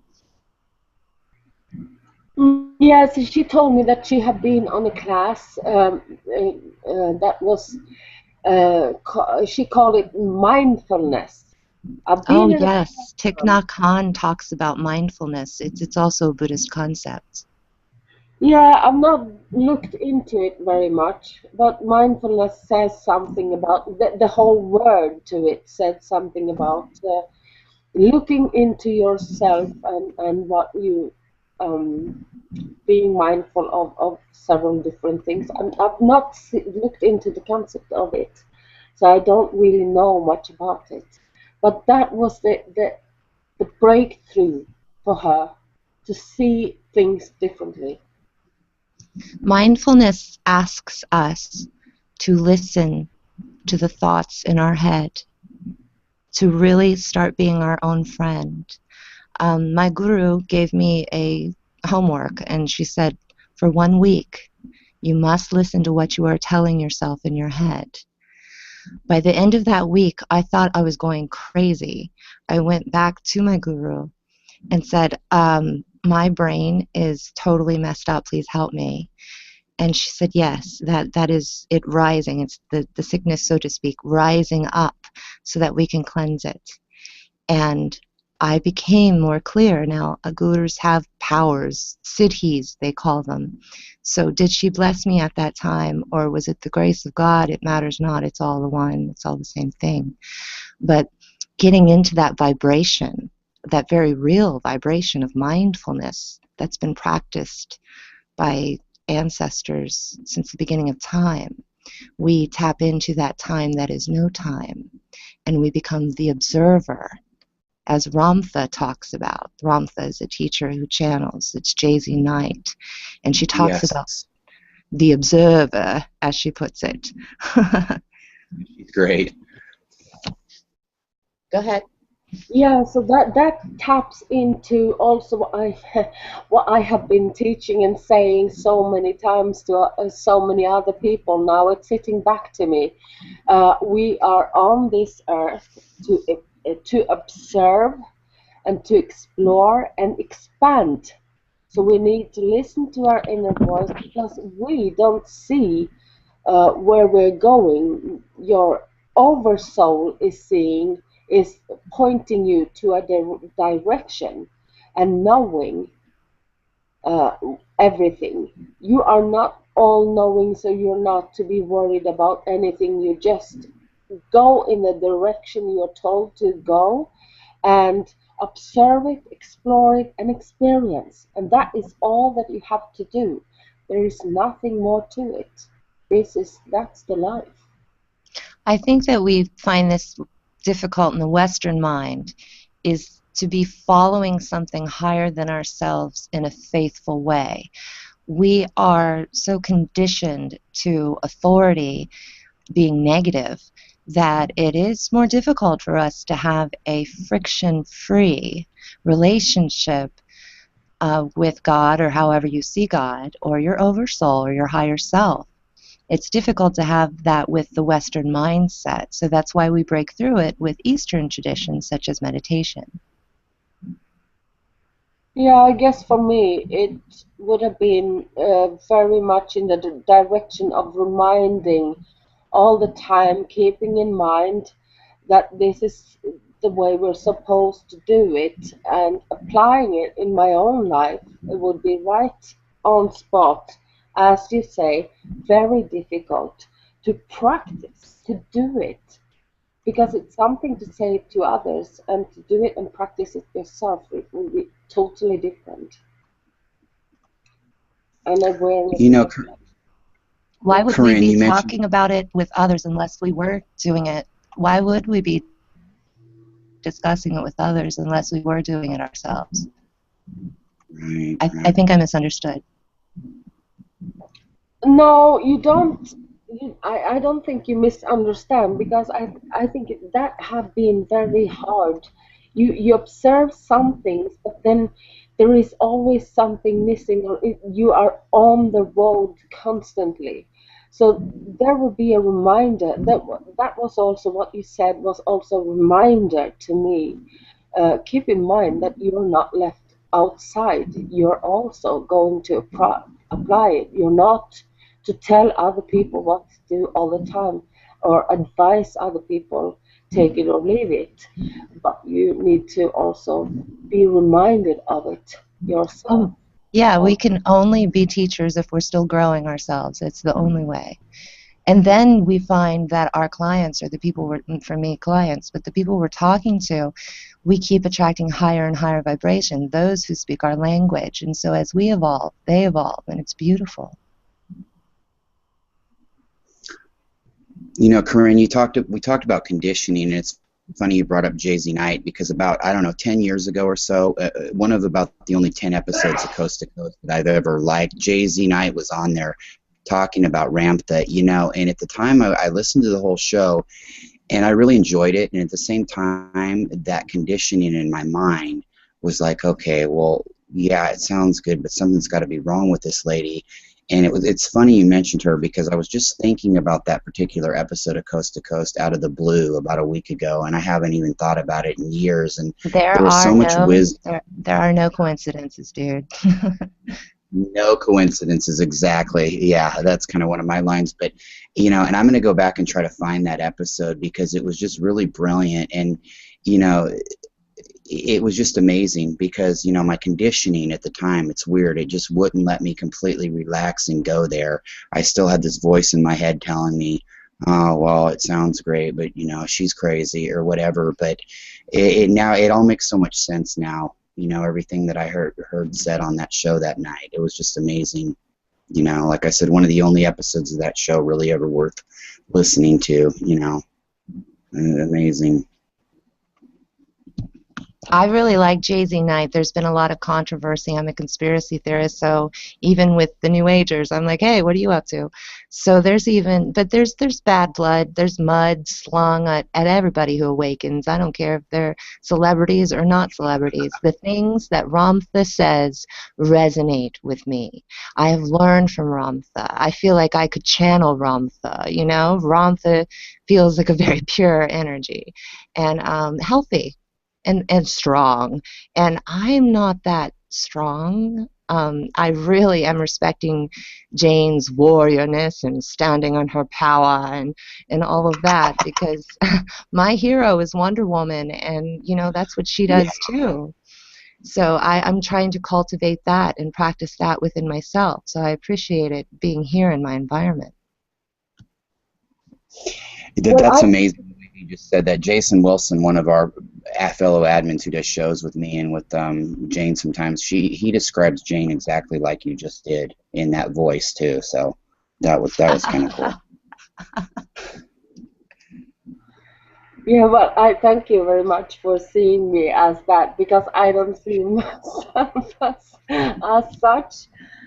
Even if I say it, I don't think that's me. You know, it's common to me. It's everyday life. It's just the way I am. So if you think that's powerful, you should know how I look at you, because I learned so much from this, and from being in the Pleiadians, and listening to so many people, seeing so many things. I think it's gorgeous, and I think more people should stand in their own power, showing their mission, showing what they're all about, and do it. Just be yourself and all the power that you possess. It's such a wonderful thing to see, and I think that, oh, Corinne, you do your stuff, and I think you do it beautiful. I think I wish I had that. I wish that I could tap into that kind of power and that kind of of flow that you're into. It's amazing unlearning, and that's not what I do. So I think you're amazing, and Yeah, also I do like too. I think you're amazing.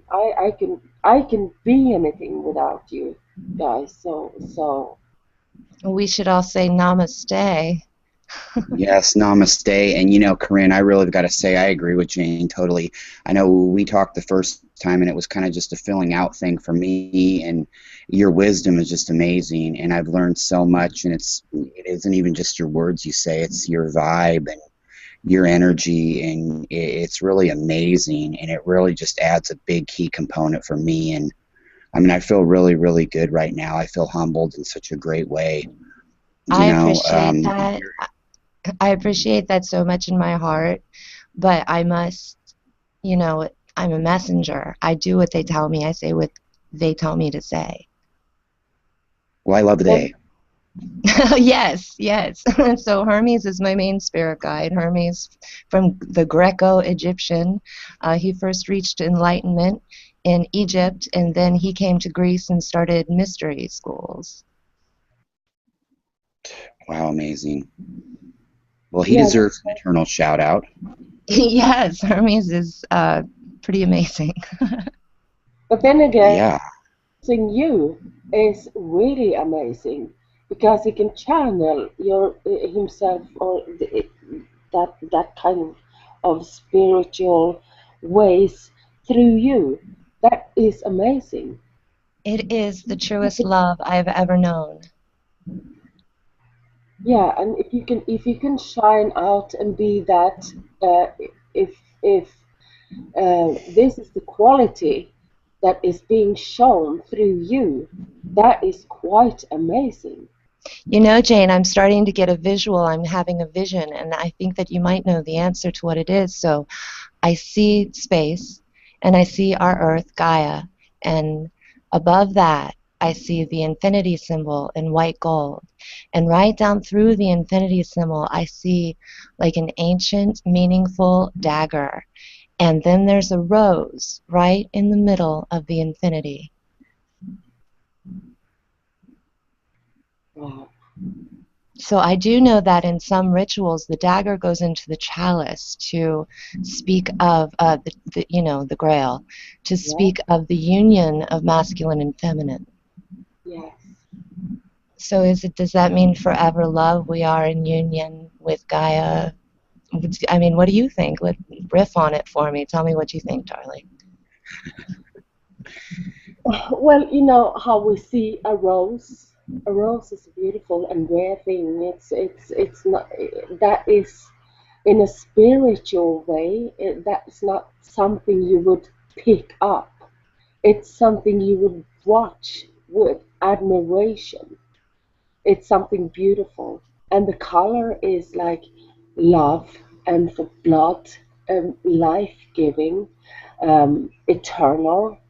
It's the answer to the universe and what flows through us and everywhere. It's a life force. And as you said about the dagger, that is also a kind of force, but also pointed to a direction of infinity, which is internal. And that is all good signs, as I see it. It is very good signs. And what else did you see? You see the universe. I see Gaia below this scene. So this scene is up in space above the Earth. And there seems to be in the very middle where the rose is, because the dagger is pointing down. It's all very platinumy silver, except for there's some black leather around the handle. And there seems to be right by the star, or I'm sorry, right by the rose, a bright star behind it, and it's just shimmering and white and brilliant and shining like the sun behind the rose. And then you've got the infinity there with the dagger coming downward toward the earth, and the infinity would be more right below the hilt, right where the handle becomes the blade.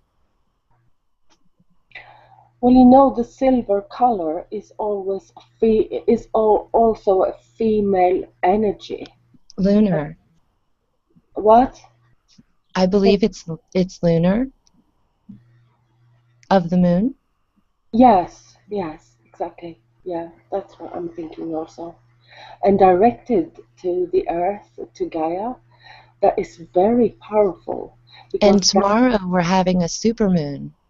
yes, and it's directed to Gaia, and with the power of what we are observing, what your eyes and your consciousness is observing. This directed to Gaia is also very powerful. Mm, it's to the Yeah. collective mind, to the minds of everyone. We Could have we call the Grail the collective and see the Grail as the Earth at this point? absolutely yes, absolutely yes. That is very good news. That is very good vision. I see it as a very positive vision. Because in witchery, you use the dagger, as you call it. It's that is a tool to direct your power. It's a you hold it in your hand, and that is to prolong your ideas or your thoughts or your mind, your will, every power you want to a very certain, to a very specific point. And doing so with a will and a power of mind, that's very powerful. And Directed. then I'm actually getting a little bit more. As I'm following your words, the vision keeps unfolding because your words are truth. And so I see the dagger coming, directing the power. I am Wiccan, so I take the hilt, and I'm much bigger up there.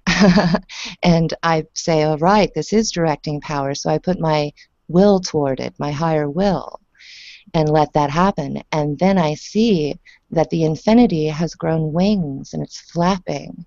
And I hear like a cry of glory for Gaia. It says for Gaia. That's freedom. That's freedom. And the will of power directed to a hill or a stone formation like a hill or a mountain is as powerful as we say in the words. You have the will power to move the mountains if you want. So it is all within what your thought is creating the power and the will to move whatever you want to move. And you're moving into freedom, into the wings of freedom to fly as easy as a bird. And we call the bird of freedom. And, Wings. yes, as a white dove.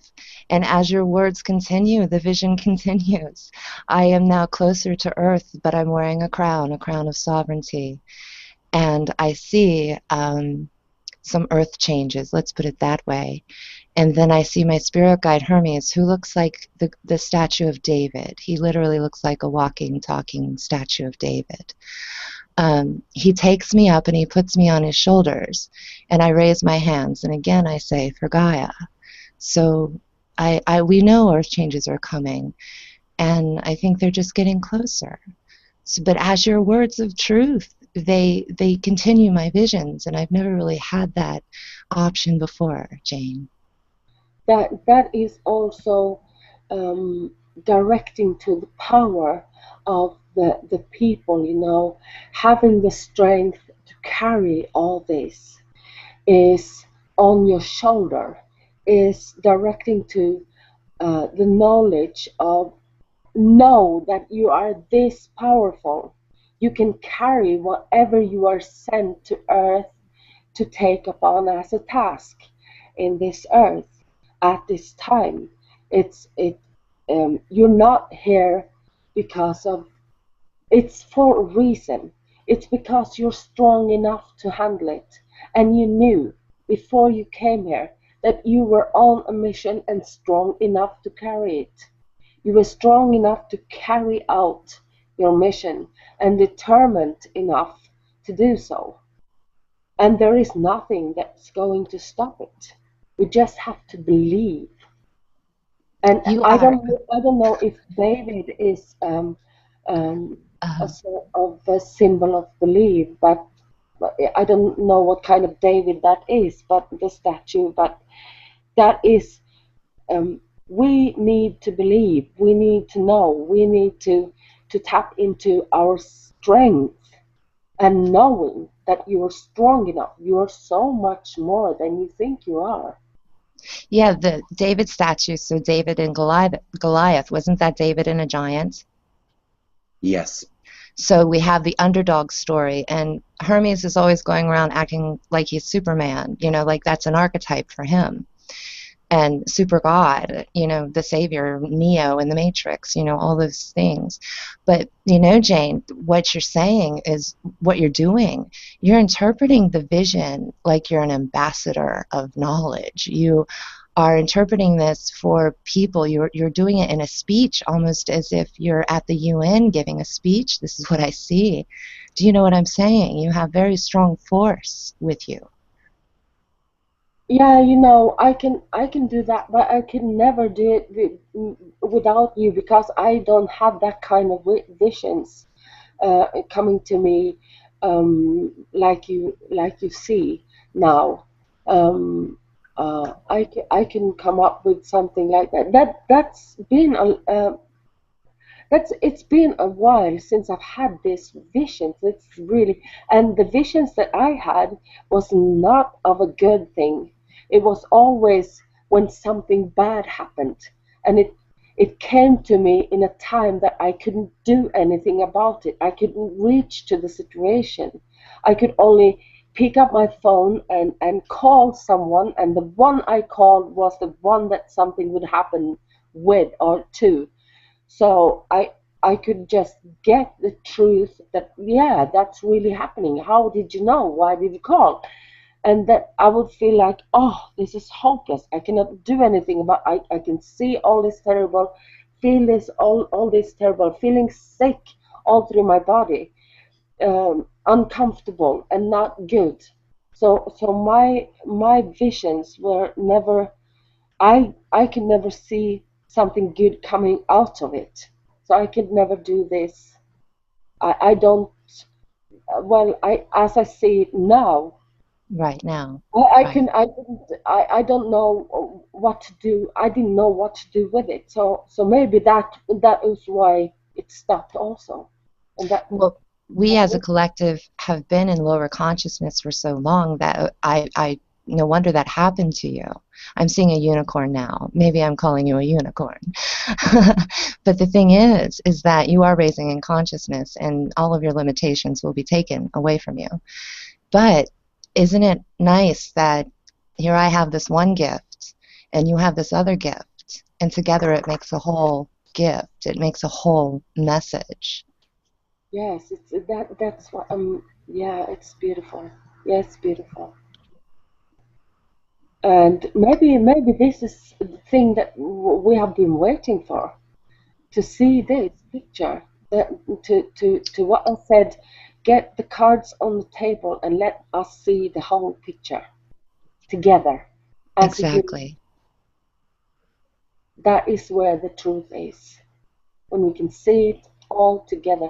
Put your card on the table, I put my card on the table, and we put it together, and we see everything. No one is missing out of everything. And they would say that that is the fall of Babylon, the fall of confusion. Exactly. Yeah. It makes perfect sense. Don't you think so, Larry? Yeah, I'm just entranced listening to you both. I'm getting, it's really like the biggest educational lesson I've ever had spiritually in my life, and I don't even know what to say. I'm almost in tears, really, and I'm going to say that on air. It's amazing, you two. Thank you. Holy crap, Larry, that's awesome. No, I mean it. I'm not even kidding. I'm just a goofy Pleiadian getting a schooling by a Sirian and an Arcturian. I mean, it's amazing, you guys. I I didn't mean, know my really, I don't. sister. I didn't know my sister was an Arcturian. Hello from Sirius B. Sirius B is great. Oh, wow. I have been waiting Wow. for a meeting like this. I didn't see that coming. I didn't know. No, that's great. Yeah. Well, I've been looking for a spiritual meditation, and I'll tell you what, I've just found it. It's going to be playing back uh, uh, the highlights of your guys' conversation, and it's just amazing. Oh my God. I mean, I even feel like saying that, right? I feel like I'm just belittling how excited I can't even describe how I'm feeling. I have never felt this way in my life without or Dude, even anything without a substance. I mean, seriously, you guys, it's really. dude, your voice, you sound just like the guy. No, dude, you sound just like the pick of destiny, Jack White, Jack Black. You sound just like him, man. It's awesome. Thank you. I take that as a compliment. Thank you, It Corinne. is. It's awesome. He's awesome. Yeah, he is. He's one of a kind for sure. I'm saying though, man, you tapped right into that. You're quite a personality. Well, thank you. That's humbling hearing coming from you. Thank you, Corinne. Well, now I can't get his picture out of my head, so like you're totally I him can't now. either. What do you think I'm looking at right now? I'm totally. Yeah, now I've got my eyes open and I'm still seeing him, okay? Yeah, exactly. Big time. Wow. Ah, man. Have we If been you on the air listen more to than this, 5 minutes? if you listen to this and you compare your voices, and even if you took it scientific and you did like the little beats and everything, it would be the Yeah. same. Wow. You sound just like him. Well, I believe you. Yeah, I don't question what you're saying for a second. Wow. Amazing. Oh, wow. I'm going to say this. I'm going to say that I was holding back for a bit, but I'm going to say this. Meeting a person coming from Sirius B is like um, I've been waiting for it and wondering how it would be like because it's really close to me, and I would like to explore that. That was in my mind. How would it be to meet a person from Sirius B? And that was just amazing. Yeah, Well, how do you feel? How do you Yeah, feel what's now it that you've like? met a Syrian bee? I feel, oh, this is amazing. I think that's yeah. From the beginning, from the start, I heard your conversation on the other video that you and Larry made. I did listen to it all through, um, and also at this moment, I think, yeah, I'm amazed. I think that's good. And what we did together now was just amazing. Some amazing work, yeah. I have to Well, listen.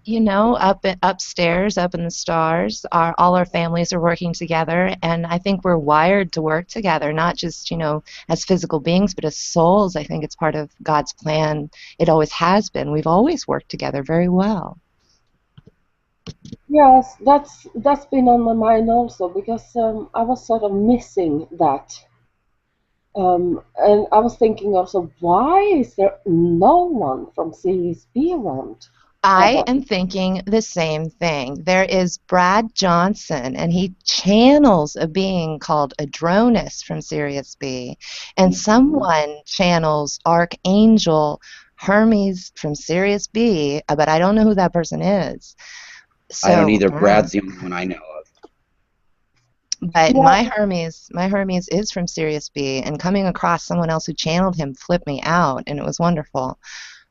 But now, where are the Syrians? Come on out, guys. I mean, we're weird, but we're not that weird. Yeah, and speaking of no coincidences, on my pinned post in Fringe Thinkers, of course, and it'll always be there, the Matrix discussion by Brad Johnson, the Yeah, history of the Pleiadians coming from Lyra. yeah. I mean, he hit it on the head. I mean, I'll always love him for that one. That one really, that tied it home for me, for my soul, that video. Yeah. Brad is an awesome, what we call contactee or vessel for that energy, and I feel like his role is more of a prophet, of a, hey, there's an update from the stars, let's check it out. And, teaching us about our history. I don't feel like his path is to be a psychic. He can personally counsel people because he understands where they're coming from, but he's not, necessarily a visionary in that sense. No, you hit it on the head. You just described him to a T and what his greatness is exactly. Yeah, he's super awesome.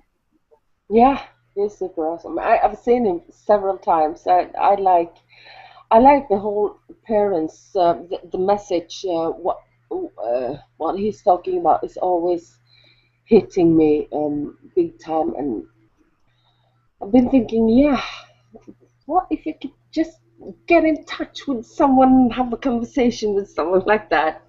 And I did. I paid for a reading from Brad. So I had an hour with him, and I still have it recorded. And not only does he do that, he gives you files for years that you will never be able to sort all the way through, how to do everything and unlock everything. I mean, he's just a huge resource. And I know what I paid was not equivalent to what I got. I got so much more. Would you say, Korinne, though, with Brad, would you say that, like we were talking about the all the time meditation consciousness of some of these really enlightened beings, would you say that Brad's there, or he's just about close to being that way himself? It's not for me to judge because I also have an ego, but I can discern. Right. I can discern. And I can tell you that he's not in God consciousness yet. Neither's Bashar, for that matter. I mean, they're still making mistakes. He's my Facebook friend, Brad's my Facebook friend, and we all have our ups and downs. We have all been clobbered by the darkness. So it's nothing about that.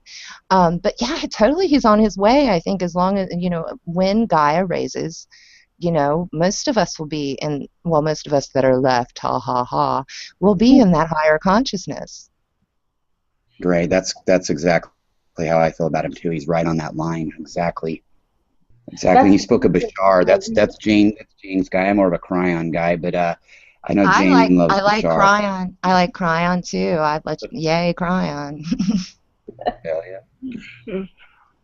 But that's the beauty of being a human being, we have our chance to express the universe. Just think about it. It's huge. It's beautiful. It's beyond word, and this is our only chance. Yes, ma'am. And to be aware of it. We have been. Many people have been ascending. No, not ascending. Come to this earth, reincarnated several times on earth, but this time is so special because you get to be aware of what you're doing here. Yes. What is your mission? You're no longer learning, you are ascending, and it is so special. Yes. Let me throw it in here. My higher self told me, only through toil in the soil do we cultivate the flower that is the soul. And we build a light body. You can also call it Solomon's temple, over lifetime, incarnation. That's what we build, a light body. And our ships are ready, our light bodies are ready. Humanity is a crop, and we are ready for the reaping, which is the ascension. And that is the ultimate freedom. And why we're here still in division consciousness, let us appreciate our humanness, because that is the most natural we'll ever be, the closest to Earth, the closest to 3D, the closest to nothing that we will ever be. Let us appreciate the physicality, why we still have it.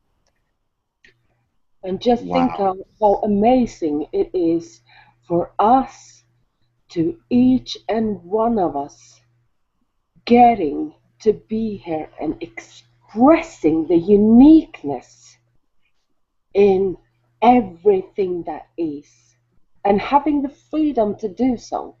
You can do whatever you want. Nothing is going to hurt you because you're strong enough. You came here to express yourself. You came here to use your powers and act to the highest excitement and joy of life. You're free to do so. And it's unique. You never ever get this chance again.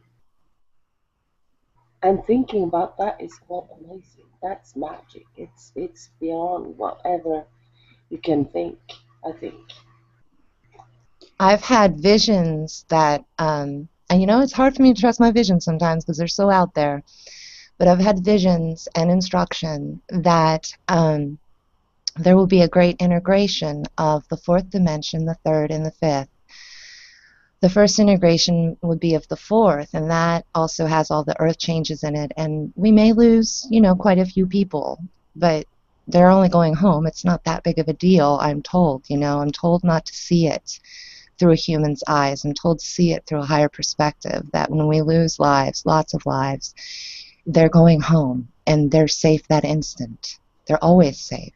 Death isn't the freaky thing that we make it out to be, especially in the West. We don't respect death the way we used to. We avoid it. So this fourth dimension has been haunted for centuries, forever, since Egypt, I suppose. And that's where negative ancestors go, and what the Buddhists call hungry ghosts, and it is the bardo, it is hell for some matters.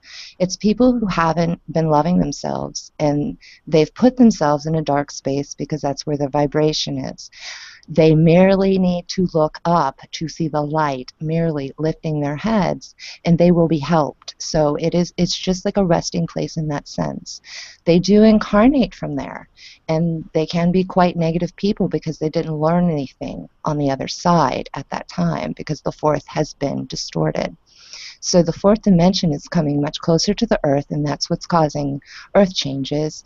And souls are kind of merging. It's in Buddhism, you can incarnate as one soul into many bodies. I've learned this.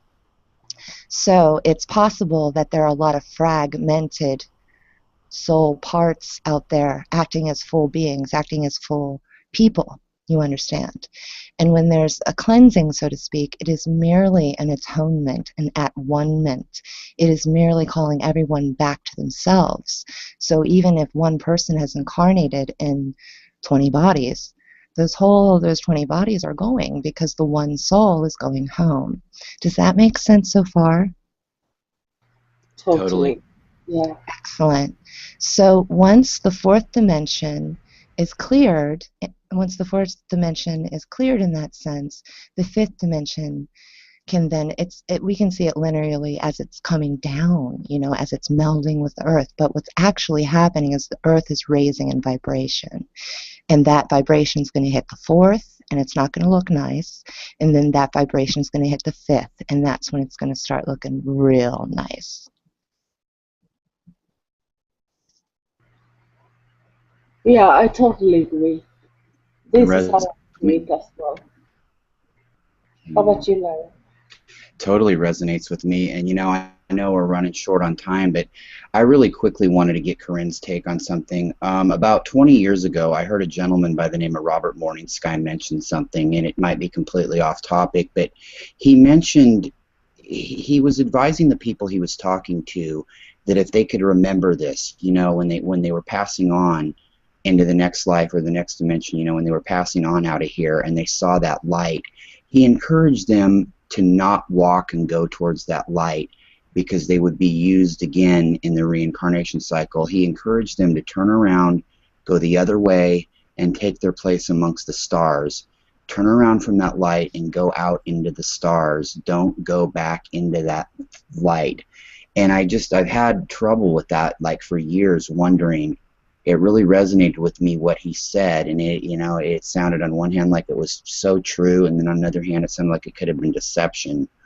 And well, there are two things that happen when their body perishes. There's two things that happen. Sting sings a song, the Police sing a song called Invisible Sun. There has to be an invisible sun. Invisible sun is an occult theory. So that it's a spiritual sun, and it's that light you were talking about, the end of the tunnel. And some people say you just go straight through that right into the birth canal, and there you are again. But when a soul is going home, there's two suns. Someone who has done well in their life and, you know, believes they're a child of God or whatever. someone who has worked with love in their life, will see the white sun, the spiritual sun, and they will go through that. And whatever their fate is, whatever God wants for them, will happen. I would go home and see my parents. That's what happens to me. For people who were extremely negative, and I do not mean people who were abused, I mean people who abused, they see something called the black hole sun, which is a black hole with fire around it, and it engulfs them. It engulfs them back in. It sucks them in back into the womb of the mother. And from there, they may go to that fourth dimension, the bardo, that dirty part, you know, that's haunted. Or they may incarnate through archons. You understand the New World Order is, of course, not all made up of humans. We're talking about spiritual warfare here. They may have their own agents.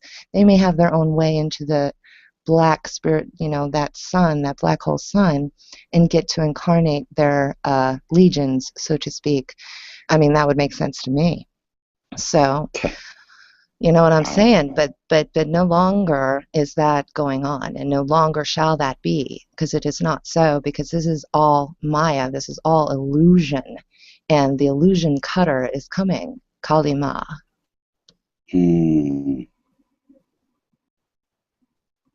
Wow, what more can I say? I mean, yeah, thank you. I'm glad I asked that. Wow. Amazing. Jane, do you have anything to say on that? I think that, you know, I don't know how long we've been going, but yeah, I think we should wrap up the program for tonight, and you know, if you ladies got any final words, go for it. No, I don't have anything more to add to what Korinne says. Just let it be as it is, and words spoken, and I totally understand your wow. Yeah, if I was a sports commentator after what Korinne just said, I would just look at the crowd and go, well, there you have it. There you have it, folks. That is your personality. Let's go for it, Larry. Exactly. There you have it. I mean, what more can you say? That really says it all. Korinne, so, hon, do you have anything else that you would like to say? And, I mean, you know, whatever you want to say or whatever you want to share with the audience to close. Just eternal gratefulness. I'm so grateful to you, Larry Locken, and Jane, Hermes.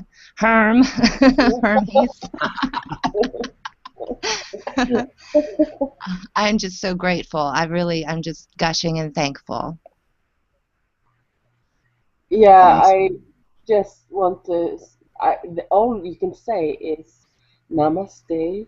Namaste. Yeah, I think that's, I think it was so great to meet you, Korinne, and it's always good to be in touch with Larry as well, and I think this was a beautiful session. I think this great was spiritual experience. And of course, Jane, we have to be friends on Facebook. I just suggest you be friends. Yeah. Okay. You will see notification. Yeah, and you know, everybody on Facebook, you know, people know where they can find Jane and I and the different groups, and we won't bore the people with that. But Korinne, the one last thing I would like to ask you is to just let people know where they can hear from you. So plug everything you possibly can, girl. Go. Okay. Google Occult Priestess, OCCULT PRIESTESS. Google. I will show up on many pages.